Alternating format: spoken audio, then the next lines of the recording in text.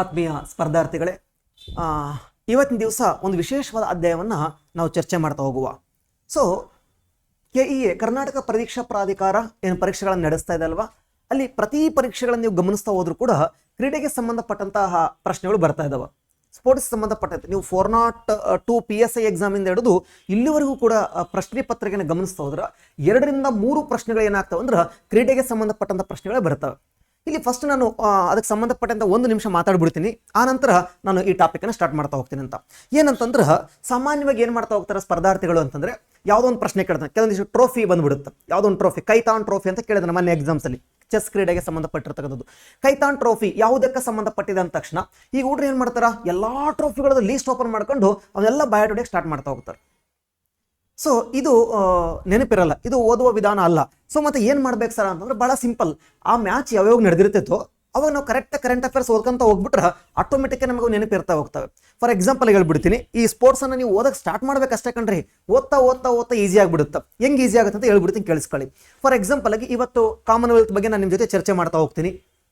ಒಂದಿಷ್ಟು ವ್ಯಕ್ತಿಗಳ ಸ್ಪೋರ್ಟ್ಸ್ಗೆ ಸಂಬಂಧಪಟ್ಟ ಒಂದಿಷ್ಟು ವ್ಯಕ್ತಿಗಳ ಹೆಸರನ್ನು ನಾನು ನಿಮ್ಮ ಜೊತೆ ಮಾತಾಡ್ತಾ ಹೋಗ್ತೀನಿ. ಫಾರ್ ಎಕ್ಸಾಂಪಲ್ ಆಗಿ Mirabai Chanu. So Mirabai Chanu wait lifter, ಇವರು ಮಣಿಪುರಕ್ಕೆ ಸಂಬಂಧಪಟ್ಟವ್ರೆ ಅಂತ ನೀವು ಇವತ್ತೇನಾದ್ರು ಓದ್ಕೊಂಡ್ರೆ ಅಂದ್ರೆ ನೆಕ್ಸ್ಟು 100% ಅವರು ಏಷ್ಯನ್ ಗೇಮ್ಸ್ ನಡೆಯುತ್ತೆ ಸೆಪ್ಟೆಂಬರಲ್ಲಿ, ಅದರಲ್ಲಿ ಭಾಗವಹಿಸ್ತಾರ. ಏಷ್ಯನ್ ಗೇಮ್ಸ್ ಅಲ್ಲೂ ಯಾವುದೋ ಒಂದು ಪದಕ ತಗೊಂಡು ಬಂದೇ ಬರ್ತಾರೆ ನೋಡ್ರಿ. ಈಗ ನಿಮಗೆ ಮೀರಾಬಾಯಿ ಚಾನು ಅನ್ನೋರು ವೇಟ್ ಲಿಫ್ಟರ್ ಅಂತ ಗೊತ್ತಾಯ್ತು ಅಂದ್ರೆ ಅಲ್ಲಿ ನೀವು ಓದಬೇಕಾದ್ರೆ ಏನೂ ಇರಲ್ಲ, ಅಲ್ಲಿ ಕೇವಲ ಇಷ್ಟೇ ಯಾವ ಪದಕವನ್ನ ಗೆದ್ರು ಅಂತ ಓದಬೇಕಾಗುತ್ತೆ ಅಷ್ಟೇ. ಹಿಂಗಾಗಿನೇ ಸ್ವಲ್ಪ ಸ್ಪೋರ್ಟ್ಸ್ ಅನ್ನು ಓದ್ತಾ ಇರಬೇಕಾದ್ರೆ ನಮ್ಮಲ್ಲೇನು ಬಹಳ ಜನ ಇರಲ್ಲ ಕಣ್ರಿ, ರಿಪೀಟ್ ಅವರೇ ಪದಕವನ್ನು ಏನು ಮಾಡ್ತಿರ್ತಾ ಗೆಲ್ತಾ ಹೋಗ್ತಾರ. ನೋಡಿ 2018ರಲ್ಲಿ ಕಾಮನ್ವೆಲ್ತ್ ಅಲ್ಲಿ ಮೀರಾಬಾಯಿ ಚಾನು ಚಿನ್ನದ ಪದಕವನ್ನ ಗೆದ್ರು. ಅವತ್ತು ನೀವೇನಾರು ಓದ್ಕೊಂಡಿದ್ರಿ ಅಂದ್ರೆ 2022ರಲ್ಲೂ ಕೂಡ ಅದು ನಮ್ಮ ಲಂಡನ್ ಅಲ್ಲಿ ಅಥವಾ ಇಂಗ್ಲೆಂಡ್ ಅಲ್ಲಿ ನಡೆದಿರ್ತಕ್ಕಂತಹ ಕಾಮನ್ವೆಲ್ತ್ ಅಲ್ಲಿ ಅಲ್ಲೂ ಕೂಡ ಚಿನ್ನದ ಪದಕವನ್ನ ಗೆಲ್ದ್ರು. ಅಂಡ್ 2026ರಲ್ಲಿ ನಡೆದಿರ್ತಕ್ಕಂಥ ಇಲ್ಲೂ ಕೂಡ ಚಿನ್ನದ ಪದಕವನ್ನ ಗೆದ್ದವ್ರೆ. ನೀವೇನೋ 2018ರ ಆಸೋಪಾಸಲ್ಲಿ ಇನ್ ಕೇಸ್ ಅವತ್ತಿಂದ ಓದ್ತಿಲ್ಲ ಅಂತ ಅನ್ಕೊಂತೀನಿ, ಇನ್ ಕೇಸ್ ಅವತ್ತು ಓದಿದ್ರೆ ಮೀರಾಬಾಯಿ ಚಾನು ಅಂದ ತಕ್ಷಣ ವೇಟ್ ಲಿಫ್ಟರ್ ಅಂತ ಗೊತ್ತಾಗ್ಬಿಡ್ತೈತಿ. ಇನ್ನು ಕೆಲವೊಂದಿಷ್ಟು ಪ್ಲೇಯರ್ಸ್ಗಳ ಬಗ್ಗೆ, ಅವರ ಕ್ರೀಡೆಯ ಬಗ್ಗೆ ಯಾವುದೋ ಒಂದು ಗೇಮ್ಸ್ ಓದ್ಕೊಂಡ್ಬಿಟ್ರೆ ನೆಕ್ಸ್ಟ್ ಅವ್ರು ಏನೇ ಗೆದ್ರು ಕೂಡ ನೀವು ಜಸ್ಟ್ ಅಪ್ಡೇಟ್ ಮಾಡ್ಕೊಂತ ಹೋಗ್ಬೇಕಾಗತ್ತೆ ಅಷ್ಟೇ. ಫಾರ್ ಎಕ್ಸಾಂಪಲ್ ಆಗಿ ಆಗ ನಿಮಗೆ ನೀರಜ್ ಚೋಪ್ರಾ ಬಹಳ ಚೆನ್ನಾಗಿ ನೆನಪಿರ್ತಾರೆ. ಯಾಕೆ? ಚಿನ್ನದ ಹುಡುಗವ, ಚಿನ್ನದ ಪದಕವನ್ನ ಗೆದ್ದ. ಸೊ ನೀರಜ್ ಚೋಪ್ರಾವನ್ನ ನೀವು ಒಲಿಂಪಿಕ್ಸ್ ಅಲ್ಲಿ 2021ರಲ್ಲಿ ಜಪಾನ್ನ ಟೋಕಿಯೋ ಒಲಿಂಪಿಕ್ಸ್ ಅಲ್ಲಿ ನೀವು ಚೆನ್ನಾಗಿ ಓದಿರ್ತೀರಾ. ಹಾಗಾದ್ರೆ ನೀರಜ್ ಚೋಪ್ರಾ ಹಾಗಾದ್ರೆ ಕಾಮನ್ವೆಲ್ತ್ ಅಲ್ಲಿ ಬೆಳ್ಳಿ ಪದಕವನ್ನು ಗೆದ್ದಿದ್ದಾರೆ. ಈಗ ನೋಡ್ರಿ, ಅದು ನೆನಪಿಟ್ಕೊಳ್ಳೋದು ಬಹಳ ಸುಲಭ. ಹಿಂಗಾಗಿನೇ ನೀವೇನ್ ಮಾಡಿ ಅಂತಂದ್ರೆ ಸುಮ್ಮನೆ ಎಲ್ಲ ಸ್ಪೋರ್ಟ್ಸ್ಗಳನ್ನ ಆ ಸ್ಪೋರ್ಟ್ಸ್ ಸಂಬಂಧಪಟ್ಟಂತ ವ್ಯಕ್ತಿಗಳು ಯಾರಿದಾರ, ಕ್ರೀಡಾಪಟುಗಳು ಯಾರಿದಾರ ಇದನ್ನ ನೀವು ಲಿಸ್ಟ್ ಮಾಡ್ಕೊಂಡು ಕುಂದಿರುವ ಬದಲಾಗಿ ಆ ಕ್ರೀಡೆಗಳು ನಡೆದಾಗ ಸ್ವಲ್ಪ ನೀವು ಎಫರ್ಟ್ ಹಾಕಿ ಏನಾದರೂ ಕರೆಕ್ಟಾಗಿ ಓದ್ಕೊಂಡ್ಬಿಟ್ರೆ, ಅವರು ಯಾವ ಒಂದು ಕ್ರೀಡೆಗೆ ಸಂಬಂಧಪಟ್ಟಿದಾರ ಅವ್ರ ಬಗ್ಗೆ ಸ್ವಲ್ಪ ಎಫರ್ಟ್ ಹಾಕಿ ಓದ್ಕೊಂಡ್ಬಿಟ್ರೆ ನೆಕ್ಸ್ಟ್ ನಡೆಯೋ ಕ್ರೀಡೆಗಳಲ್ಲಿ ಅವರು ಪದಕವನ್ನ ಗೆದ್ರು ಅಂದ್ರೆ ಬಹಳ ಈಸಿಯಾಗಿ ನಿಮ್ಮ ಬ್ರೈನಲ್ಲಿ ನೆನಪಿರ್ತೈತಿ. ಹಿಂಗಾಗಿನೇ ಸ್ವಲ್ಪ ಗಮನಿಸ್ತಾ ಹೋಗುವ. ಹಾಗಾದ್ರೆ ಈ ಕಾಮನ್ವೆಲ್ತ್ ಕ್ರೀಡಾಕೂಟಕ್ಕೆ ಸಂಬಂಧಪಟ್ಟಂತೆ ಇವತ್ತಿನ ದಿವಸ ಸ್ವಲ್ಪ ಅಧ್ಯಯನ ಮಾಡ್ತಾ ಹೋಗುವ. ಇದನ್ನು ಬಹಳ ಚಂದ ಅಧ್ಯಯನ ಮಾಡ್ಬೇಕು ನೀವು. ಯಾಕೆ ಅಂತಂದ್ರೆ ಸಾಮಾನ್ಯವಾಗಿ ಆಗಸ್ಟ್ ಅಥವಾ ಸೆಪ್ಟೆಂಬರ್ ತಿಂಗಳಲ್ಲಿ ಹಾಗಾದ್ರೆ ಕ್ರೀಡಾ ಪ್ರಶಸ್ತಿಗಳನ್ನ ಘೋಷಣೆ ಮಾಡ್ತಾರೆ. ಮೇ ಬಿ ಆಗಸ್ಟ್ 29 ಘೋಷಣೆ ಮಾಡ್ಬೋದು. ಹಾಗಾದ್ರೆ ಕ್ರೀಡಾ ಪ್ರಶಸ್ತಿಗಳನ್ನ ಘೋಷಣೆ ಮಾಡಿದ್ರೆ ಬಹುತೇಕವಾಗಿ ಇವರಿಗೆ ಪ್ರಶಸ್ತಿ ಕೊಡೋ ಚಾನ್ಸಸ್ ಜಾಸ್ತಿ ಇರುತ್ತೆ. ಯಾಕಂದ್ರೆ ಇವರು ಕಾಮನ್ವೆಲ್ತ್ ಅಲ್ಲಿ ಚಿನ್ನದ ಪದಕ ತಗೊಂಡು ಬಂದ್ರಂದ್ಮೇಲೆ ದೊಡ್ಡ ಸಾಧನೆ ಅಲ್ವೇ, ಹಿಂಗಾಗಿ ಇವರಿಗೆ ಪ್ರಶಸ್ತಿ ಕೊಡುವ ಚಾನ್ಸಸ್ ಜಾಸ್ತಿ ಇರುತ್ತೆ. ಒಂದ್ ವೇಳೆ ನೀನೇಂದ್ರೆ ಕಾಮನ್ವೆಲ್ತ್ ಅಲ್ಲಿ ಅವರ ಬಗ್ಗೆ ಚೆನ್ನಾಗಿ ತಿಳ್ಕೊಂಡಿದ್ರೆ ಪ್ರಶಸ್ತಿಗಳು ನಿಮ್ಮ ಮೈಂಡಲ್ಲಿ ಚೆನ್ನಾಗಿ ಕುಂದಿರ್ತವೆ. ದೆನ್ ಅಗೇನ್ ಪ್ರಶಸ್ತಿ ಕೊಡ್ಲಿಲ್ಲ ಅಂತಂದ್ರೂ ಕೂಡ ಸೆಪ್ಟೆಂಬರ್ ತಿಂಗಳಲ್ಲಿ ಏಷ್ಯನ್ ಗೇಮ್ಸ್ ನಡೆಯುತ್ತೆ. ಸೊ ಕಾಮನ್ವೆಲ್ತ್ ಅಲ್ಲಿ ಚಿನ್ನ ಗೆದ್ದಾರ ಅಂದ್ಮೇಲೆ ಇವರು ಏಷ್ಯನ್ ಗೇಮ್ಸ್ ಕಳಿಸ್ತೀವಿ ನಾವು. ಸೊ ಇವರು ಏಷ್ಯನ್ ಗೇಮ್ಸಿಗೆ ಹೋದಾಗ ಅಲ್ಲೂ ಕೂಡ ಏನಾದರೂ ಬೆಳ್ಳಿನೋ ಚಿನ್ನನೋ ಅಥವಾ ಕಂಚಿನ ಪದಕಗಳನ್ನ ಗೆದ್ಕೊಂಡ್ಬರ್ತಾರೆ. ಅವಾಗ ನೀನು ಇಲ್ಲೇ ಅವ್ರ ಬಗ್ಗೆ ಸ್ವಲ್ಪ ತಿಳ್ಕೊಂಡಿದ್ದೆ ಅಂತಂದ್ರೆ ನಿಮಗೆ ಏಷ್ಯನ್ ಗೇಮ್ಸ್ ಕೂಡ ಏನಾಗ್ತಾವ, ಸುಲಭ ಆಗ್ತಾ ಹೋಗ್ತಾವ. ಹಿಂಗಾಗಿನೇ ಸೊ ಕ್ರೀಡೆ ಅನ್ನೋದು ಒಂದೇ ದಿವಸ ಪೂರ್ತಿ ಓದಿ ಮುಗಿಸೋದಲ್ಲ. ಸೊ ನೀವು ದಿನ ಏನೇನು ಅಪ್ಡೇಟ್ ಆಗ್ತೈತೋ ಅದನ್ನ ನೋಡ್ಕೊಂತ ಹೋಗ್ಬಿಟ್ರೆ ನಿಮಗೆ ಲಾಂಗ್ ಟರ್ಮ್ ಉಳಿತಾ ಹೋಗುತ್ತಾ. ಸೊ ಇವತ್ತಿನ ದಿವಸ ನಾವು ಕಾಮನ್ವೆಲ್ತ್ ಅಂದ್ರೆ ಏನು, ಅದರ ಇತಿಹಾಸ ಏನಿದೆ, ಅದು ಯಾಕೆ ನಶಿಸಿ ಹೋಗ್ತಾ ಇದೆ, ಭಾರತ ಎಷ್ಟು ಕ್ರೀಡೆಯಲ್ಲಿ ಭಾಗವಹಿಸಿದ, ಜೊತೆಗೆ ಭಾರತ ಯಾವತ್ತು ಫಸ್ಟ್ ಚಿನ್ನದ ಪದಕವನ್ನು ತಗೊಂಡು ಬಂತು, ಕಾಮನ್ವೆಲ್ತ್ ಅಲ್ಲಿ ಮೊಟ್ಟ ಮೊದಲ ಚಿನ್ನದ ಪದಕ ಗೆದ್ದ ಭಾರತೀಯ ವ್ಯಕ್ತಿ ಯಾರು. ಸೊ ಇಷ್ಟು ಮಾಹಿತಿಯನ್ನ ಮತ್ತೆ 2020ರಲ್ಲಿ ಯಾರು ಗೆದ್ದವ್ರೆ, ಇಷ್ಟು ಮಾಹಿತಿಯನ್ನು ನಾವೇನ್ ಮಾಡುವ, ಅಧ್ಯಯನ ಮಾಡ್ಕೊಳ್ತಾ ಹೋಗುವ. ಇದನ್ನ ಒಂದು ಸರಿ ವಿಡಿಯೋನ ಕರೆಕ್ಟ್ ನೋಡ್ಕೊಂಡು ನೋಟ್ಸ್ ಮಾಡ್ಕೊಂಬಿಡಿ. ಯಾಕಂದ್ರೆ ಮುಂದಿನ 4 ವರ್ಷ ತನಕ ಕಾಮನ್ವೆಲ್ತ್ ಕ್ರೀಡಾಕೂಟ ನಡೆಯಲ್ಲ. ಅಷ್ಟೊತ್ತು ನೀವೆಲ್ಲ ಆಲ್ಮೋಸ್ಟ್ ಅಪಾಯಿಂಟ್ ಆಗಿ ಹೋಗಿರ್ತೀರ. ಹಂಗಾಗಿ ಓಕೆ ಬಂದ್ಬಿಡೋಣ. ಹಾಗಾದ್ರೆ 2030ರಲ್ಲಿ ಸ್ಕಾಟ್ಲೆಂಡ್ನ ಗ್ಲಾಸ್ಗೋದಲ್ಲಿ ಕಾಮನ್ವೆಲ್ತ್ ಜರುಗ್ತಾ ಹೋಯ್ತು. ಜರುಗ್ತಾ ಹೋಯ್ತು. ಹಾಗಾದ್ರೆ ಇಲ್ಲಿ ಒಂದು ಸಣ್ಣ ಟ್ವಿಸ್ಟ್ ಮಾಡ್ಬೋದು ಕಂಡ್ರೆ. ಏನ್ ಟ್ವಿಸ್ಟ್ ಮಾಡ್ಬೋದು ಗೊತ್ತಾ? ಹಾಗಾದ್ರೆ ಬ್ರಿಟನ್ನ ಗ್ಲಾಸ್ಗೋದಲ್ಲಿ ಅಂತ ಕೊಟ್ಟು ಬಿಡುತ್ತಾನ. Just imagination. ಬ್ರಿಟನ್ನ ಗ್ಲಾಸ್ಗೋ ಅಂತ ಕೊಟ್ಟರೆ ಸರಿನೋ ತಪ್ಪೋ? Yes, that's also correct answer. ಬ್ರಿಟನ್ನ ಗ್ಲಾಸ್ಗೋ ಅಂದ್ರೆ ಒಂದೇ, ಸ್ಕಾಟ್ಲ್ಯಾಂಡ್ನ ಗ್ಲಾಸ್ಗೋ ಅಂತಂದ್ರು ಕೂಡ ಒಂದೇ. ಯಾಕಂದ್ರೆ ಬ್ರಿಟನ್ ಅಂತಂದ್ರೆ 3 ದೇಶಗಳಿದಾವೆ ಕಣ್ರಿ. ಒಂದು ಸ್ಕಾಟ್ಲ್ಯಾಂಡು, ಇನ್ನೊಂದು ಇಂಗ್ಲೆಂಡು, ಇನ್ನೊಂದು ವೇಲ್ಸ್. ಈ 3 ದೇಶಗಳನ್ನ ಸೇರಿ ನಾವೇನಂತ ಕರಿತಾ ಹೋಗ್ತೀವಪ್ಪ ಅಂದ್ರೆ, ಹಾಗಾದ್ರೆ ಈ 3 ದೇಶಗಳನ್ನ ಸೇರಿ ಬ್ರಿಟನ್ ಅಂತ ಕರಿತಾ ಹೋಗ್ತೀವಿ. ಇಂಗ್ಲೆಂಡ್, ವೇಲ್ಸ್, ಸ್ಕಾಟ್ಲ್ಯಾಂಡ್, ಈ 3 ಸೇರಿ ಬ್ರಿಟನ್ ಅಂತ ಕರಿತಾ ಹೋಗ್ತೀವಿ. ಇದಕ್ಕೆ ನಾವು ನಾರ್ದರ್ನ್ ಐರ್ಲೆಂಡ್ ಅನ್ನ ಸೇರಿಸಿದ್ರೆ UK ಅಂತ ಕರಿತಾ ಹೋಗ್ತೀವಿ. Just understand what is the difference between the UK and Britain and England. England ಅಂದ್ರೆ ಇದು ಒಂದೇ ದೇಶ. ಇಂಗ್ಲೆಂಡ್ಗೆ ವೇಲ್ಸ್ ಮತ್ತು ಸ್ಕಾಟ್ಲ್ಯಾಂಡ್ ಸೇರಿದ್ರೆ ಏನಾಗುತ್ತಾ? ಬ್ರಿಟನ್ ಆಗುತ್ತಾ. ಈ 3 ದೇಶಗಳಿಗೆ ನಾರ್ದರ್ನ್ ಐರ್ಲೆಂಡ್, ಉತ್ತರ ಐರ್ಲೆಂಡ್ ಸೇರಿದ್ರೆ ಅದನ್ನ ನಾವೇನಂತ ಕರಿತಾ ಹೋಗ್ತೀವಿ ಅಂದ್ರೆ ಹಾಗಾದ್ರೆ ಯುನೈಟೆಡ್ ಕಿಂಗ್ಡಮ್ ಅಂತ ಕರಿತಾ ಹೋಗ್ತೀವಿ. ಹಾಗೆ ಇಂಗ್ಲೆಂಡ್ ಅಂದ್ರೆ ಒಂದೇ ದೇಶ, ಬ್ರಿಟನ್ ಅಂದ್ರೆ 3 ದೇಶ, UK ಅಂತಂದ್ರೆ ಈ 4 ದೇಶಗಳನ್ನ ಸೇರಿ ನಾವೇನಂತ ಕರಿತಾ ಹೋಗ್ತೀವಿ ಅಂದ್ರೆ UK ಅಂತ ಕರಿತಾ ಹೋಗ್ತೀವಿ. ಹಾಗಾದ್ರೆ ಈ ವರ್ಷ ಏನ್ ಜರುಗ್ತಲ್ವಾ ಕ್ರೀಡಾಕೂಟ, ಎಲ್ಲಿ ಜರುಗಿದೆ ಸರ್ ಅಂತಂದ್ರೆ ಈ ಬ್ರಿಟನ್ ದ್ವೀಪದ ಒಳಗಡೆ ಸ್ಕಾಟ್ಲ್ಯಾಂಡ್ ಐತಲ್ವಾ, ಈ ಸ್ಕಾಟ್ಲ್ಯಾಂಡ್ ನ ಗ್ಲಾಸ್ಗೋ ಅನ್ನೋ ಊರಲ್ಲಿ ಏನ್ ಮಾಡಿದೆ, 2ನೇ ಬಾರಿ ಏನಾಗಿದೆ, ಆಯೋಜನೆ ಆಗಿದೆ. ಸೊ ಇದು ಕರೆಂಟ್ ಅಫೇರ್ಸ್. ಹಾಗಾದ್ರೆ ನಾವು ಬರೇ ಕರೆಂಟ್ ಅಫೇರ್ಸ್ ನ ಓದ್ಕೊಂಡು ಹೋದ್ರೆ ಎಲ್ಲಾ ಮಾರ್ಕ್ಸ್ ತಗೊಳಕ್ ಆಗಲ್ಲ. ಯಾಕಂದ್ರೆ ನಿಮಗೆ ಮೊನ್ನೆ ಒಂದು ಪ್ರಶ್ನೆ ಕೇಳಿದ್ರೆ ಒಲಿಂಪಿಕ್ಸ್ ನ ಥೀಮ್ ಏನು ಅಂತೇಳಿ, ಮತ್ತೆ ಇನ್ನೂ ಒಂದು ಪ್ರಶ್ನೆ ಕೇಳಿದ್ರೆ ಒಲಿಂಪಿಕ್ಸ್ ಅಲ್ಲ ಏನಂತೇಳಿ, ಹಾಗಾದ್ರೆ ಮೊಟ್ಟ ಮೊದಲ ಚಳಿಗಾಲದ ಒಲಿಂಪಿಕ್ಸ್ ಯಾವಾಗ ಜರುಗಿತು ಅಂತ. ಹಿಂಗಾಗಿನೇ ಕಾಮನ್ವೆಲ್ತ್ ಕರೆಂಟ್ ಅಫೇರ್ಸ್ ಇರೋದ್ರಿಂದ ಸ್ವಲ್ಪ ಅದರ ಇತಿಹಾಸವನ್ನು ನಾವು ಅರ್ಥ ಮಾಡ್ಕೊಳ್ಳುವ. ಕಾಮನ್ವೆಲ್ತ್ನ ಇತಿಹಾಸವನ್ನು ಸ್ವಲ್ಪ ನಾವೇನ್ ಮಾಡ್ತಾ ಹೋಗೋಣ, ತಿಳ್ಕೊಳ್ತಾ ಹೋಗೋಣ. ಹಾಗಾದ್ರೆ ನಿಮ್ಗೆ ಗೊತ್ತಿರಲಿ, ಹಾಗಾದ್ರೆ ಕಾಮನ್ವೆಲ್ತ್ ಅಂದ್ರೆ ಏನು sir? First of all Commonwealth ಈ ಪದ ಅರ್ಥ ಏನು? ಕಾಮನ್ವೆಲ್ತ್ ಅಂದ್ರೆ ನಾವೇನ್ ಅರ್ಥ ಮಾಡ್ಕೋಬೇಕು? ಏಷ್ಯನ್ ಗೇಮ್ಸ್ ಅಂದ್ರೆ ನಮ್ಗೆ ಗೊತ್ತಾಗ್ಬಿಡುತ್ತಾ? ಬಿಡಿ ಸರ, ಏಷ್ಯಾ ಖಂಡದ ದೇಶಗಳು ಇರ್ತಾವ. ಯುರೋಪಿಯನ್ ಗೇಮ್ಸ್ ಅಂದ್ರೆ ಯುರೋಪ್ ಖಂಡದ ಇರ್ತಾವ. ಆಫ್ರಿಕನ್ ಗೇಮ್ಸ್ ಅಂದ್ರೆ ಆಫ್ರಿಕಾ ಖಂಡದಾಗ ಇರ್ತಾವ. ಇವೇನು ಕಾಮನ್ವೆಲ್ತ್ ಅಂತಂದ್ರ? ಕಾಮನ್ವೆಲ್ತ್ ಗೇಮ್ಸ್ ಅಂದ್ರೆ ಏನು ಕೇಳಿಸ್ಕೊಳ್ಳಿ. ಸೊ ಬ್ರಿಟಿಷರಿಂದ ಆಡಳಿತಕ್ಕೆ ಒಳಪಟ್ಟಂತಹ ದೇಶಗಳಿದಾವಲ್ವಾ, ಸೊ ಬ್ರಿಟಿಷರಿಂದ ಆಡಳಿತಕ್ಕೆ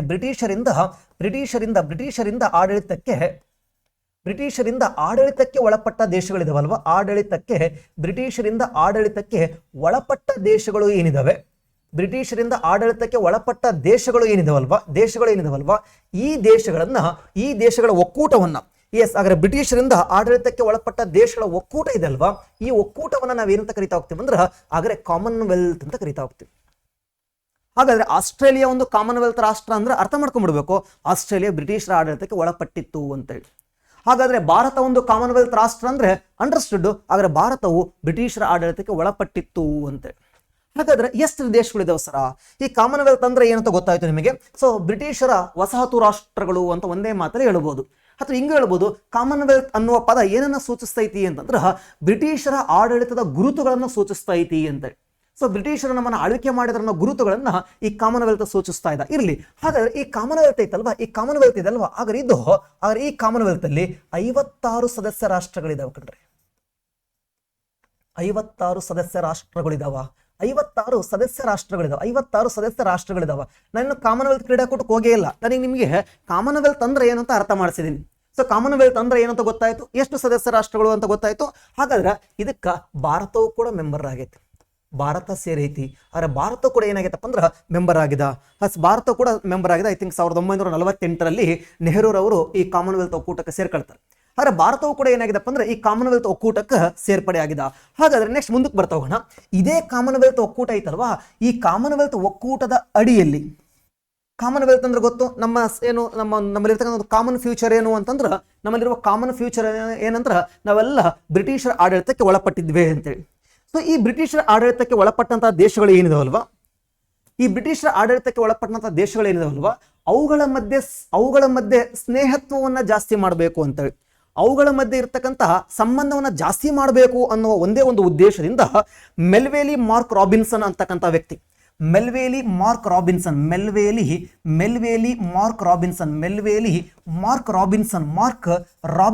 ಅಂತಕ್ಕಂಥ ಒಬ್ಬ ವ್ಯಕ್ತಿ ಏನ್ ಮಾಡ್ತಾ ಹೋಗ್ತಾರಪ್ಪ ಅಂತಂದ್ರೆ, ಹಾಗಾದ್ರೆ ದೇಶಗಳ ನಡುವೆ, ಈ ಕಾಮನ್ವೆಲ್ತ್ ರಾಷ್ಟ್ರಗಳ ನಡುವೆ ಸ್ನೇಹತ್ವವನ್ನ ಜಾಸ್ತಿ ಮಾಡಬೇಕು, ಸೌಹಾರ್ದತೆಯನ್ನ ಜಾಸ್ತಿ ಮಾಡಬೇಕು ಅನ್ನುವ ದೃಷ್ಟಿಯಿಂದ ಇವರೊಂದು ಐಡಿಯಾವನ್ನ ಕೊಡ್ತಾರೆ. ಏನಪ್ಪಾ ಅಂದ್ರೆ ಅವುಗಳ ಮಧ್ಯೆ ಆಟಗಳನ್ನ ಆಯೋಜನೆ ಮಾಡುವ, ಕ್ರೀಡಾಕೂಟಗಳನ್ನ ಆಯೋಜನೆ ಮಾಡಬೇಕು ಅಂತೇಳಿ. ಕ್ರೀಡಾಕೂಟಗಳು ದೇಶಗಳ ನಡುವೆ ಸ್ನೇಹತ್ವವನ್ನ ಜಾಸ್ತಿ ಮಾಡ್ತಾ ಕೊಂಡ್ರಿ. ಎಸ್ ಅದ್ರ ಪರಸ್ಪರ ಒಬ್ಬರೊಬ್ಬರನ್ನ ಒಟ್ಟುಗೂಡಿಸ್ತಾವ ಅದನ್ನ ನಾವು ಕ್ರೀಡಾ ಮನೋಭಾವ ಅಂತ ಕರಿತಾ ಹೋಗ್ತೀವಿ. ಹಿಂಗಾಗಿನೇ ದೇಶಗಳ ನಡುವೆ ಸಮ್ಮಿಲನ ಮಾಡಬೇಕು ಅಂತೇಳಿ ಮಲ್ವೇಲಿ ಮಾರ್ಕ್ ರಾಬಿನ್ಸನ್ ಅನ್ನೋರು ಕಾಮನ್ವೆಲ್ತ್ ಕ್ರೀಡಾಕೂಟ ಆಯೋಜನೆ ಮಾಡೋಣ ಅನ್ನೋ ಪರಿಕಲ್ಪನೆಯನ್ನು ಕೊಡ್ತಾರೆ. ಹಿಂಗಾಗಿನೇ ನಾವು ಇವರನ್ನ ಕಾಮನ್ವೆಲ್ತ್ ಕ್ರೀಡಾಕೂಟದ ರೂವಾರಿ ಅಂತ ಕರಿತಾ ಹೋಗ್ತೀವಿ. ಇವರನ್ನ ನಾವು ಕಾಮನ್ವೆಲ್ತ್ ಕ್ರೀಡಾಕೂಟದ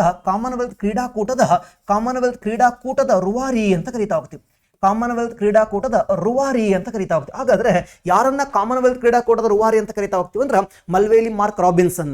ಹಾಗಾದ್ರೆ ಆಧುನಿಕ ಒಲಿಂಪಿಕ್ಸ್ ನ ರೂವಾರಿ ಎಂದು ಯಾರನ್ನ ಕರೆಯುತ್ತೇವೆ? ಆಧುನಿಕ ಒಲಿಂಪಿಕ್ಸ್ ನ ರೂವಾರಿ ಅಂತೇಳಿ ಯಾರನ್ನ ಕರಿತಾ ಹೋಗ್ತೀವಿ ಅಂದ್ರೆ ಪಿಯಾರೆ ಕೊಬರ್ಟಿನ್ ಅಂತಕ್ಕಂಥದ್ದು ಫ್ರಾನ್ಸ್ ದೇಶದವರು ಪಿಯಾರೆ ಕೊಬರ್ಟಿನ್ ರವರನ್ನ ಆಧುನಿಕ ಒಲಿಂಪಿಕ್ಸ್ ನ ರೂವಾರಿ ಅಂತ ಕರಿತಾ ಹೋಗ್ತೀವಿ. ಅವ್ರು ಫ್ರಾನ್ಸ್ ದೇಶದ ಒಬ್ಬ ದೈಹಿಕ ಶಿಕ್ಷಕರು. ಈಗ ಮಲ್ವೇಲಿ ಮಾರ್ಕ್ ರಾಬಿನ್ಸನ್ ಇವ್ರನ್ನ ಏನಂತ ಕರಿತಾ ಹೋಗ್ತೀವಪ್ಪ ಅಂದ್ರೆ ಇವ್ರನ್ನ ಕಾಮನ್ವೆಲ್ತ್ ಕ್ರೀಡಾಕೂಟದ ರೂವಾರಿ ಅಂತ ಕರಿತಾ ಹೋಗ್ತೀವಿ.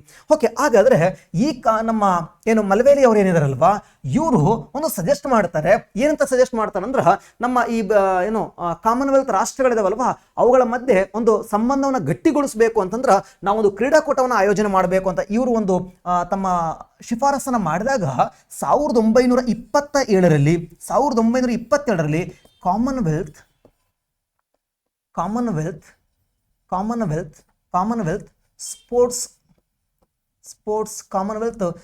ಕಾಮನ್ವೆಲ್ತ್ ಸ್ಪೋರ್ಟ್ಸ್ ಅಥವಾ ಇದಕ್ಕೆ ನಾವು ಗೇಮ್ಸ್ ಅಂತ ಬರೆದ್ಬಿಡೋಣ, ಯಾಕಂದ್ರೆ ಅದು ಗೇಮ್ಸ್ ಅಂತ ಪದನೇ ಇದೆ. ಎಸ್, ಕಾಮನ್ವೆಲ್ತ್ ಗೇಮ್ಸ್ ಫೆಡರೇಷನ್ ಆರಂಭ ಆಗುತ್ತೆ. ಗೇಮ್ಸ್ ಫೆಡರೇಷನ್ ಆರಂಭ ಆಗುತ್ತಾ ಇದನ್ನ ಶಾರ್ಟ್ ಆಗಿ CGF ಅಂತ ಕರೀತಾರೆ. ಏನ್ ಸರ CGF ಅಂದ್ರ ಕಾಮನ್ವೆಲ್ತ್ ಗೇಮ್ಸ್ ಫೆಡರೇಷನ್ ಅಂತೇಳಿ. ಸೊ ಕಾಮನ್ವೆಲ್ತ್ ಗೇಮ್ಸ್ ಫೆಡರೇಷನ್ ಯಾವಾಗ ಆರಂಭ ಆಯಿತು? 1957ರಲ್ಲಿ ಆರಂಭ ಆಯಿತು. ಈ CGF ಐತಲ್ವಾ ಇದ್ರ ಹೆಡ್ ಕ್ವಾರ್ಟರ್ ಯಾವ್ರಾಗ ಐತಿ ಸರ ಅಂತಂದ್ರೆ ಲಂಡನ್ ಒಳಗಡೆ ಕಂಡು ಬರ್ತೈತಿ. ಇಂಗ್ಲೆಂಡ್ ದೇಶದ ರಾಜಧಾನಿ ಲಂಡನ್ ಒಳಗಡೆ ಕಂಡು ಬರ್ತದೆ. ಇದರ ಸದಸ್ಯರು ಎಷ್ಟಿದ್ದಾರೆ ಸರ ಅಂತಂದ್ರ 74 ರಾಷ್ಟ್ರಗಳಿದಾವೆ. 2026 ಆಗಸ್ಟ್ ಆರಂಭದ ವೇಳೆಗೆ 74 ರಾಷ್ಟ್ರಗಳಿದಾವೆ. ಈಗ ನಿಮ್ಗೊಂದು ಸಣ್ಣ ಡೌಟ್ ಆರಂಭ ಆಗೈತಿ. ಏನಂತೇಳಿ ಅಂದ್ರೆ ಸರ ಕಾಮನ್ವೆಲ್ತ್ ಅಲ್ಲಿ ಇದು ರಾಷ್ಟ್ರಗಳು ಅಂತ ಬರೆಯೋದು ಬೇಡ, 74 ಸದಸ್ಯರು ಅಂತ ಅನ್ಕೊಳ್ಳುವ. ಕಾಮನ್ವೆಲ್ತ್ ಇರೋದು 56, ಇವ್ರು ಹೆಂಗೆ 74 ಜನ ಬಂದ್ರು ಅಂತೇಳಿ. So is A very simple. ಕೆಲವೊಂದಿಷ್ಟು ಭೂಪ್ರದೇಶಗಳು ರಾಷ್ಟ್ರದ ಸ್ಥಾನಮಾನ ಪಡ್ಕೊಂಡಿಲ್ಲ, ಅವು ಇನ್ನೊಂದು ರಾಷ್ಟ್ರಗಳ ವಸಾಹತುಗಳೇ ಆಗಿದಾವ. ಫಾರ್ ಎಕ್ಸಾಂಪಲ್ ಹೇಳಬೇಕು ಅಂತಂದ್ರೆ ಅವಿನ ದ್ವೀಪಗಳೇ ಆಗಿರ್ತಾವ, ಅಥವಾ ಸಾಮಾನ್ಯ ಪ್ರದೇಶ ಆಗಿದ್ರು ಕೂಡ ರಾಷ್ಟ್ರದ ಸ್ಥಾನಮಾನ ಪಡೆದಿರಲ್ಲ, ಅಧಿಕೃತವಾಗಿ ಸಾರ್ವಭೌಮ ಆಗಿರಲ್ಲ. ಫಾರ್ ಎಕ್ಸಾಂಪಲ್ ಹೇಳಬೇಕಂದ್ರೆ ಫ್ರೆಂಚ್ ಗಯಾನ ಅಂತ ಇದೆ. ಫ್ರೆಂಚ್ ಗಯಾನವನ್ನ ನಾವೊಂದು ದೇಶ ಅಂತ ಅನ್ಕೊಳ್ತೀವಿ, ಆದ್ರೆ ಅದು ಫ್ರಾನ್ಸ್ ಕಂಟ್ರೋಲ್ನಾಗಿದೆ. ಅಂದ್ರೆ ಅದು ಸಾರ್ವಭೌಮ ರಾಷ್ಟ್ರವಲ್ಲ, ಅದಕ್ಕೆ ಸಂಪೂರ್ಣವಾಗಿ ಆಡಳಿತ ಮಾಡೋ ಅಧಿಕಾರ ಇಲ್ಲ. ಆಡಳಿತ ಮಾಡುತ್ತೆ, ಬಟ್ ಆದ್ರೆ ಏನಾಗಿದೆ ಫ್ರೆಂಚ್ ಹೇಳ್ದಂಗೆ ಏನು ಮಾಡ್ತಾ ಇದೆ ಕೇಳ್ತಾ ಇದೆ. ಅಥವಾ ಇನ್ನೂ ಒಂದು ಪಾಯಿಂಟ್ ಹೇಳ್ಬೇಕನ್ನೋದಾದ್ರೆ ಯಾವುದು ಅಂದ್ರೆ ನಮ್ಮ ಫಾಕ್ಲ್ಯಾಂಡ್ ಅಂತ ಬರ್ತಾ ಹೋಗುತ್ತಾ. ಆಕ್ಚುಲಿ ಅದು ಅರ್ಜೆಂಟೀನಾದ ಸಮೀಪ ಇದೆ, ಬಟ್ ಅದನ್ನ ನೋಡ್ಕೊಳ್ತಾ ಇರೋದು ಯಾರು ಅಂತಂದ್ರೆ ಹಾಗಾದ್ರೆ UK ಅವ್ರು ನೋಡ್ಕೊಳ್ತವ್ರೆ ಫಾಕ್ಲ್ಯಾಂಡ್ ಅನ್ನ. ಹಿಂಗ ಕೆಲವೊಂದಿಷ್ಟು ಪ್ರದೇಶಗಳಿದಾವೆ, ಅವು ಬ್ರಿಟಿಷರ ಆಡಳಿತಕ್ಕೆ ಒಳಪಟ್ಟವೆ, ಆದ್ರೆ ಸಾರ್ವಭೌಮ ರಾಷ್ಟ್ರಗಳಾಗಿ ರಚನೆ ಆಗಿಲ್ಲ, ಅವುಗಳು ಕೂಡ ಸದಸ್ಯರಾಗಿದ್ದಾವ. ಹಿಂಗಾಗಿನೇ ಕಾಮನ್ವೆಲ್ತ್ ಗೇಮ್ಸ್ ಫೆಡರೇಷನ್ ಅಲ್ಲಿ ಎಷ್ಟು ಸದಸ್ಯರು ಇದಾರೆ ಅಂದ್ರೆ 74 ಇದಾರೆ. ಕಾಮನ್ವೆಲ್ತ್ ಒಕ್ಕೂಟದಾಗ ಎಷ್ಟಿದ್ದಾರೆ ಅಂತಂದ್ರೆ 56 ರಾಷ್ಟ್ರಗಳು ಇದಾವೆ. ಇಲ್ಲಿ ರಾಷ್ಟ್ರಗಳನ್ನ ಪದವನ್ನು ಪ್ರಯೋಗ ಮಾಡಿದೀನಿ, ಇಲ್ಲಿ ರಾಷ್ಟ್ರಗಳು ಅಂತ ಹೇಳಿಲ್ಲ, 74 ಸದಸ್ಯರು ಅಂತ ಹೇಳಿದೀನಿ. 74 ಜನ ಸದಸ್ಯರಿದ್ದಾರ. ಆಗ ಈ 74 ರಾಷ್ಟ್ರಗಳ ನಡುವೆ ಏರ್ಪಡುವ ಒಂದು ಕ್ರೀಡಾಕೂಟವೇ ಯಾವುದು ಅಂತಂದ್ರೆ ಕಾಮನ್ವೆಲ್ತ್ ಕ್ರೀಡಾಕೂಟ. ಹಾಗಾದ್ರೆ ಈ ಕ್ರೀಡಾಕೂಟವನ್ನು ಆಯೋಜನೆ ಮಾಡೋಕ್ಕೆ CGF 1927ರಲ್ಲಿ ಹಾಗಾದ್ರೆ ಲಂಡನ್ ನಗರದಲ್ಲಿ ಏನಾಗುತ್ತಾ ಆರಂಭ ಆಗುತ್ತಾ. 1927ರಲ್ಲಿ ಆರಂಭ ಆಗಿ 1930ರಲ್ಲಿ ಮೊದಲ ಕ್ರೀಡಾಕೂಟವನ್ನು ಆಯೋಜನೆ ಮಾಡುತ್ತೆ. ಗೊತ್ತಿರಲಿ, ಫಿಫಾ ಆರಂಭ ಆಗಿದ್ದು ಕೂಡ 1930ರಲ್ಲೇ. ಅದು 4 ವರ್ಷಕ್ಕೊಂದ್ಸರಿ ನಡೀತಾ ಇದೆ. ಹಿಂಗಾಗಿನೇ ಸಾಮಾನ್ಯವಾಗಿ ಯಾವ ವರ್ಷ ಫಿಫಾ ನಡೆದಿರುತ್ತೋ ಅದೇ ವರ್ಷನೇ ಕಾಮನ್ವೆಲ್ತ್ ನಡೆದಿರುತ್ತೆ. ಹಂಗೆ ನಡಿಬೇಕಂತ ಏನಿಲ್ಲ, ಒಂದು ವರ್ಷ ವ್ಯತ್ಯಾಸ ಆಗ್ಬೋದು, ಬಟ್ ಬಹುತೇಕವಾಗಿ ಫಿಫಾ ನಡೆದ ವರ್ಷನೇ ಏನು ನಡೆದಿರುತ್ತೆ ಅಂದ್ರೆ ಕಾಮನ್ವೆಲ್ತ್ ಕ್ರೀಡಾಕೂಟಗಳು ನಡೆದಿರುತ್ತವೆ. ಈಗ ತಾನೇ ನೀವು ಇತ್ತೀಚಿನ ಕೆಲವು ದಿನಗಳ ಹಿಂದೆ ಫಿಫಾ ವರ್ಲ್ಡ್ ಕಪ್ ಅನ್ನು ನೀವು ನೋಡಿರ್ತೀರ. ನೋಡಿರ್ತಾರೆ, ಅದು ಕೂಡ ಪರೀಕ್ಷೆ ಬಹಳ ಇಂಪಾರ್ಟೆಂಟು. ಆ ಫಿಫಾ ಮುಗಿದು ಕೆಲವೇ ದಿನಗಳಲ್ಲೇ ನಮ್ಗೆ ಏನಾಗಿದೆ, ಕಾಮನ್ವೆಲ್ತ್ ಆರಂಭ ಆಗಿದೆ. ಹಾಗಾದ್ರೆ 1930ರಲ್ಲಿ ಈ ಕಾಮನ್ವೆಲ್ತ್ ಕ್ರೀಡಾಕೂಟ ಆರಂಭ ಆಯಿತು. ಹಾಗಾದ್ರೆ ಒಂದನೇ ಕ್ರೀಡಾಕೂಟ ಎಲ್ಲಿ ಆರಂಭ ಆಯಿತು ಸರ ಅಂತಂದ್ರೆ ಒಂದನೇ ಕ್ರೀಡಾಕೂಟ ಕೆನಡಾದಲ್ಲಿ ಆರಂಭ ಆಗುತ್ತೆ. ಕೆನಡಾದ ಒಂಟಾರಿಯೋ ಪ್ರಾಂತ್ಯ ಓಂಟಾರಿಯೋ ಇದೊಂದು ನಗರ ಅಲ್ಲ, ಇದು ಓಂಟಾರಿಯೋ ಒಂದು ಪ್ರಾಂತ್ಯ. ಇದು ಕೆನಡಾದ ಓಂಟಾರಿಯೋ ಅಂತಕ್ಕಂಥ ಒಂದು ಪ್ರಾಂತ್ಯ ಇದೆ. ಆ ಕೆನಡಾದ ಓಂಟಾರಿಯೋ ಅಂತಕ್ಕಂಥ ಪ್ರಾಂತ್ಯದಲ್ಲಿ ಮೊಟ್ಟ ಮೊದಲ ಬಾರಿಗೆ ಈ ಒಂದು ಕ್ರೀಡಾಕೂಟ ಆರಂಭ ಆಗುತ್ತಾ. ಆದರೆ ಅವಾಗ ಇದರ ಹೆಸರು ಏನಿತ್ತಪ್ಪ ಅಂತಂದ್ರೆ ಇದಕ್ಕೆ ಕಾಮನ್ವೆಲ್ತ್ ಗೇಮ್ಸ್ ಅಂತ ಕರಿತಾ ಇರಲಿಲ್ಲ. ಬದಲಾಗಿ ಏನಂತ ಕರಿತಾ ಇದ್ರು ಸರ್ ಅಂತಂದ್ರೆ ಬ್ರಿಟನ್ ಎಂಪೈರ್ ಗೇಮ್ಸ್ ಅಂತ ಕರಿತಾ ಇದ್ರು. ಬ್ರಿಟನ್ ಎಂಪೈರ್ ಗೇಮ್ಸ್ ಅಂತ ಕರಿತಾ ಇದ್ರು. ಸೊ ಬ್ರಿಟನ್ ಎಂಪೈರ್ ಗೇಮ್ಸ್ ಅಂತ ಕರಿತಾ ಇದ್ರು ಅಂದ್ರ ಬ್ರಿಟನ್ ಸಾಮ್ರಾಜ್ಯದ ಕ್ರೀಡಾಕೂಟ ಅಂತ. ಬ್ರಿಟನ್ ಸಾಮ್ರಾಜ್ಯದ ಕ್ರೀಡಾಕೂಟ ಅಂತ ಕರಿತಾ ಇದ್ರು. ಬ್ರಿಟನ್ ಎಂಪೈರ್ ಗೇಮ್ಸ್ ಅಂತ ಕರಿತಾ ಇದ್ರು. ಹಾಗಾದ್ರೆ ಬ್ರಿಟನ್ ಎಂಪೈರ್ ಗೇಮ್ಸ್ ಅಂತ ಕರಿತಾ ಇದ್ರು. ಸೊ ಇದಕ್ಕೆ ಭಾರತ ಭಾಗವಹಿಸಿರ್ಲಿಲ್ಲ. ಸೊ ಈ ಒಂದು ಕ್ರೀಡಾಕೂಟದಲ್ಲಿ 1930ರಲ್ಲಿ ಮೊಟ್ಟ ಮೊದಲ ಬಾರಿಗೆ ಕೆನಡಾದ ಓಂಟಾರಿಯೋ ಅಂತಕ್ಕಂಥ ಪ್ರಾಂತ್ಯದಲ್ಲಿ ಏನು ಕಾಮನ್ವೆಲ್ತ್ ಜರುಗ್ತಾ ಹೋಯ್ತಲ್ವಾ, ಈ ಮೊಟ್ಟ ಮೊದಲ ಕಾಮನ್ವೆಲ್ತ್ ಅಲ್ಲಿ ಭಾರತ ದೇಶ ಭಾಗವಹಿಸಿರ್ಲಿಲ್ಲ. ಅವಾಗ ಅದಕ್ಕೆ ಕಾಮನ್ವೆಲ್ತ್ ಅಂತಂದೇ ಕರೀತಿರ್ಲಿಲ್ಲ. ಅವಾಗ ಬ್ರಿಟನ್ ಎಂಪೈರ್ ಗೇಮ್ಸ್ ಅಥವಾ ಕನ್ನಡದಲ್ಲಿ ಬ್ರಿಟನ್ ಸಾಮ್ರಾಜ್ಯದ ಕ್ರೀಡಾಕೂಟ ಅಂತ ಕರೀತಾ ಇದ್ವಿ. ಇದಾದ ಮೇಲೆ 1934ರಲ್ಲಿ ಹಾಗಾದ್ರೆ ಇಂಗ್ಲೆಂಡಲ್ಲಿ ಆಯೋಜನೆ ಆಗುತ್ತಾ. ಆಗಲೂ ಕೂಡ ಬ್ರಿಟನ್ ಎಂಪೈರ್ ಗೇಮ್ಸ್ ಅಂತಂದೇ ಕರೀತಾ ಹೋಗ್ತಾರೆ. ಈ ಇಂಗ್ಲೆಂಡಲ್ಲಿ ಆಯೋಜನೆ ಆಗ್ತೈತಲ್ವಾ, ಎರಡನೇ ಕ್ರೀಡಾಕೂಟ ಇಂಗ್ಲೆಂಡಲ್ಲಿ ಆಯೋಜನೆ ಆಗುತ್ತಲ್ವಾ, ಆಗ ಮೊದಲ ಬಾರಿಗೆ ಭಾರತ ಏನಾಗುತ್ತಾ, ಮೊದಲ ಬಾರಿಗೆ ಭಾರತ ಭಾಗವಹಿಸುತ್ತೆ, ಭಾರತ ಭಾಗಿಯಾಗುತ್ತೆ. ಮೊಟ್ಟ ಮೊದಲ ಬಾರಿಗೆ ಕಾಮನ್ವೆಲ್ತ್ ಕ್ರೀಡಾಕೂಟ ಜರುಗಿದ್ದು ಯಾವಾಗ ಅಂದ್ರೆ 1930. ಮೊಟ್ಟ ಮೊದಲ ಬಾರಿಗೆ ಕಾಮನ್ವೆಲ್ತ್ ಕ್ರೀಡಾಕೂಟ ಜರುಗಿದ್ದು 1930. ಆದರೆ ಮೊಟ್ಟ ಮೊದಲ ಬಾರಿಗೆ ಭಾರತ ಭಾಗವಹಿಸಿದ ಯಾವಾಗ ಅಂತಂದ್ರೆ ಅದು 1934ರಲ್ಲಿ. ಅಂದ್ರೆ ಇದು ಎರಡನೇ ಕಾಮನ್ವೆಲ್ತ್ ಆಗಿರ್ತೈತಿ. ಇಂಗ್ಲೆಂಡ್ ನಗರದ ಒಳಗಡೆ ಏನಾಗ್ತಾ ಹೋಯ್ತಪ್ಪ ಅಂದ್ರೆ ಜರುಗ್ತಾ ಹೋಯ್ತು. ಇಂಗ್ಲೆಂಡಲ್ಲಿ ಅವಾಗ ಕೂಡ ಇದನ್ನ ನಾವು ಕಾಮನ್ವೆಲ್ತ್ ಅಂತ ಕರಿತಾ ಇರಲಿಲ್ಲ. ಬದಲಾಗಿ ಅವಾಗಲೂ ಕೂಡ ನಾವು ಇದನ್ನ ಏನಂತ ಕರಿತಾ ಇದ್ವಪ್ಪ ಅಂತಂದ್ರೆ ಆಗ ಬ್ರಿಟನ್ ಎಂಪೈರ್ ಗೇಮ್ಸ್ ಅಂತ ಕರಿತಾ ಇದ್ವಿ. ಬ್ರಿಟನ್ ಎಂಪೈರ್ ಗೇಮ್ಸ್ ಅಂತಂದ್ರೆ ಬ್ರಿಟನ್ ಸಾಮ್ರಾಜ್ಯದ ಕ್ರೀಡಾಕೂಟಗಳು ಅಂತ ಏನ್ ಮಾಡ್ತಿದ್ವಿ ಅಂದ್ರೆ ಕರಿತಾ ಇದ್ವಿ. ಸೊ ಈ ಒಂದು ಕ್ರೀಡಾಕೂಟದಲ್ಲಿ ಬ್ರಿಟನ್ ಎಂಪೈರ್ ಗೇಮ್ಸ್ ನಡೀತಾ ಇತ್ತಲ್ವಾ, ಈ ಒಂದು ಕ್ರೀಡಾಕೂಟದಲ್ಲಿ ರಜೀದ್ ಅನ್ವರ್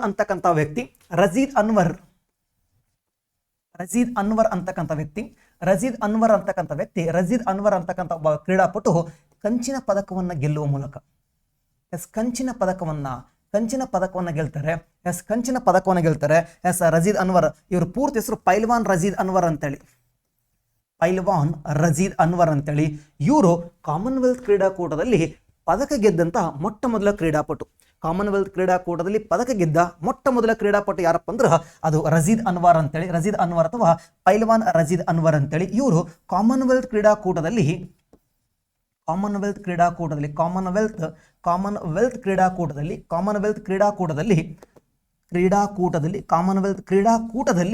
ಊಟ ಅಂತ ಬರಂಗಿದ್ರೆ ಮತ್ತೆ ನೀವು ಮತ್ತೆ ಕಾಮನ್ವೆಲ್ತ್ ಕ್ರೀಡಾಕೂಟದಲ್ಲಿ ಹಾಗಾದ್ರೆ ಪದಕ ಗೆದ್ದ, ಚಿನ್ನದ ಪದಕ ಅಲ್ಲ ಕಂಚಿನ ಪದಕ ಗೆದ್ದವ್ರೆ, ಪದಕ ಗೆದ್ದ ಮೊದಲ ಕ್ರೀಡಾಪಟು, ಮೊದಲ ಭಾರತೀಯ ಅಂತ ಬರ್ಕೊಳ್ಳುವ, ಮೊದಲ ಭಾರತೀಯ ಆದರೆ ಮೊಟ್ಟ ಮೊದಲ ಬಾರಿಗೆ ಕಾಮನ್ವೆಲ್ತ್ ಪದಕಕ್ಕೆ ಕೊರಳೊಡ್ಡಿದ ವ್ಯಕ್ತಿ ಯಾರು ಅಂತಂದ್ರೆ ಅದು ನಮ್ಮ ರಜೀದ್ ಅನ್ವರ್ ಅಂತೇಳಿ. ಆಗ ಪೈಲ್ವಾನ್ ರಜೀದ್ ಅನ್ವರ್ ಅವರು ಮೊಟ್ಟ ಮೊದಲ ಬಾರಿಗೆ 1934ರಲ್ಲಿ ಇಂಗ್ಲೆಂಡ್ ಅಲ್ಲಿ ಏನ್ ಮಾಡ್ತಾರಪ್ಪ ಅಂದ್ರೆ ಪದಕವನ್ನು ಗೆಲ್ತಾ ಹೋಗ್ತಾರೆ. ಓಕೆ, ನೆಕ್ಸ್ಟ್ ಮುಂದಕ್ಕೆ ಬರ್ತಾ ಹೋಗೋಣ. 1934 ಆಯ್ತಲ್ವಾ, 4 ವರ್ಷ ಅಂದ್ರೆ ನಿಮ್ಗೆ ಅರ್ಥ ಆಗುತ್ತಾ. ನೆಕ್ಸ್ಟ್ 1938 ಸಿಡ್ನಿಯಲ್ಲಿ ಜರುಗ್ತಾ ಹೋಗುತ್ತಾ. ಸಿಡ್ನಿಯಲ್ಲಿ ಕಾಮನ್ವೆಲ್ತ್ ಕ್ರೀಡಾಕೂಟ ಜರುಗ್ತಾ ಹೋಗುತ್ತಾ. ಆಸ್ಟ್ರೇಲಿಯಾದ ಸಿಡ್ನಿಯಲ್ಲಿ ಜರುಗ್ತಾ ಹೋಗುತ್ತಾ. ಕಿಡ್ನಿ ಅಲ್ಲ, ಇದು ಸಿಡ್ನಿ ಅಂತೇಳಿ. ಸೊ ಈ ಆಸ್ಟ್ರೇಲಿಯಾ ಸಿಡ್ನಿಯಲ್ಲಿ ಜರುಗುತ್ತಲ್ವಾ, ಇಲ್ಲೊಂದು ಪಾಯಿಂಟ್ ಹೇಳ್ಬಿಡ್ತೀನಿ ಕೇಳಿಸ್ಕೊಳ್ಳಿ. ಸೊ ಇದುವರೆಗೂ 23 ಕಾಮನ್ವೆಲ್ತ್ ಕ್ರೀಡಾಕೂಟಗಳು ಕಂಪ್ಲೀಟ್ ಆಗಿದಾವೆ. ಸೊ ನಾವು ನೆಕ್ಸ್ಟ್ ನಮ್ಗೆ 24ನೇದು ಆಗಬೇಕು ಇಂಡಿಯಾದ ಒಳಗಡೆ 2030ರಲ್ಲಿ. ಹಾಗಾದ್ರೆ ಇದುವರೆಗೂ 2026ರ ವೇಳೆಗೆ ಗ್ಲಾಸ್ಗೋದೊಂದು ಸೇರಿಕೊಂಡಂತಹ 23 ಕ್ರೀಡಾಕೂಟಗಳು ಕಂಪ್ಲೀಟ್ ಆಗಿದಾವ. ಆ 23ರಲ್ಲಿ 5 ಬಾರಿ ಆಸ್ಟ್ರೇಲಿಯಾ ಆಯೋಜನೆ ಮಾಡಿದೆ. ಈ ಮೂಲಕ ಅತ್ಯಂತ ಹೆಚ್ಚು ಬಾರಿ ಆಯೋಜನೆ ಮಾಡಿದ ದೇಶ ಯಾವುದಂದ್ರೆ ಅದು ಆಸ್ಟ್ರೇಲಿಯಾ. 5 ಬಾರಿ ಆಯೋಜನೆ ಮಾಡಿದೆ. ಆದರೆ Australia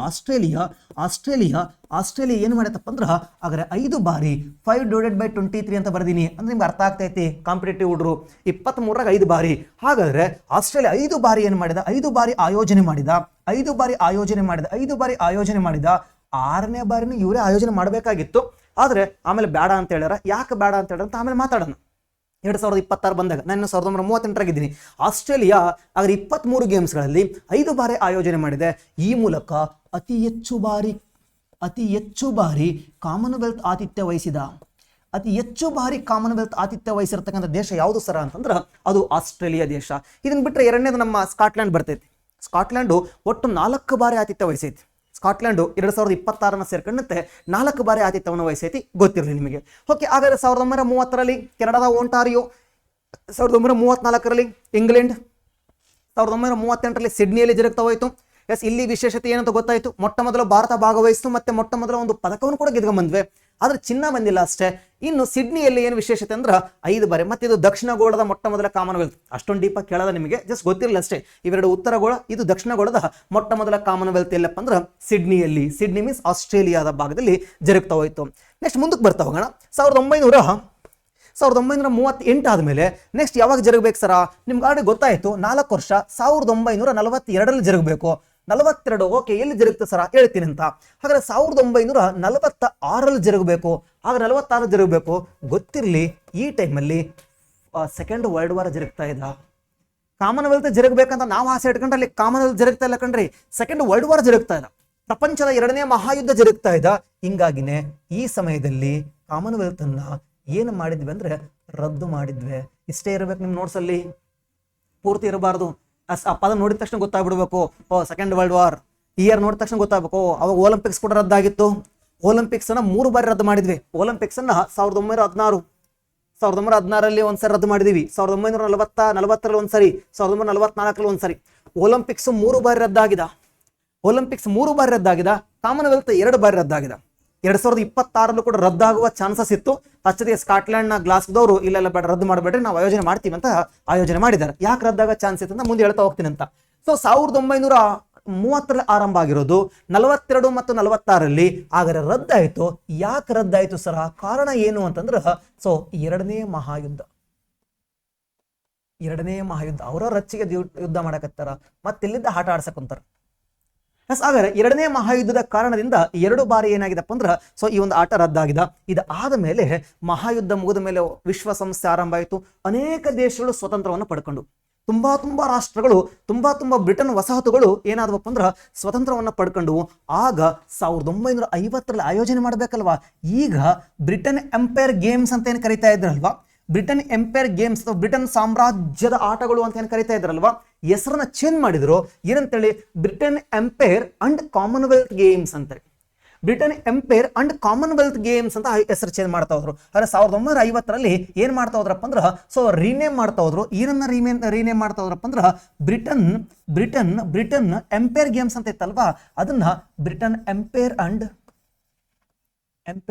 Commonwealth Games, Britain Empire and Commonwealth Games ಅಂತೇಳಿ, Britain Empire and Commonwealth Games ಅಂತೇಳಿ ರೀನೇಮ್ ಮಾಡ್ತಾ ಹೋದ್ರು. ಇನ್ನು ಕಾಮನ್ವೆಲ್ತ್ ಗೇಮ್ ಅಂತ ಕರೆದಿಲ್ಲ ಕಣ್ರಿ. ನಾನು ಯಾಕೆ ಇದನ್ನ ತುಂಬಾ ಡೀಪಾಗಿ ಹೇಳ್ತಾ ಇದ್ದೀನಿ ಅಂದ್ರೆ, ಬಿಕಾಸ್ ನಿಮ್ಮ KEA ಪ್ರಶ್ನೆ ಪತ್ರಿಕೆಗಳನ್ನ ಗಮನಿಸಿ. ಯಾಕಂದ್ರೆ ನೋಡ್ರಿ, ನಾವೆಲ್ಲ ಫಿಫಾ ವರ್ಲ್ಡ್ ಕಪ್ ಓದ್ಕೊಂಡು ಹೋದ್ರು, ಪಾಪ ಹುಡುಗರು ಫಿಫಾ ವರ್ಲ್ಡ್ ಕಪ್ ಬಗ್ಗೆ ಪ್ರಶ್ನೆ ಬಂದೇ ಬರುತ್ತೆ ಅಂತೇಳಿ. ಅವನು ಏನು ಪ್ರಶ್ನೆ ಕೇಳಿದ? ಒಲಿಂಪಿಕ್ಸ್ ಬಗ್ಗೆ ಕೇಳಿದ.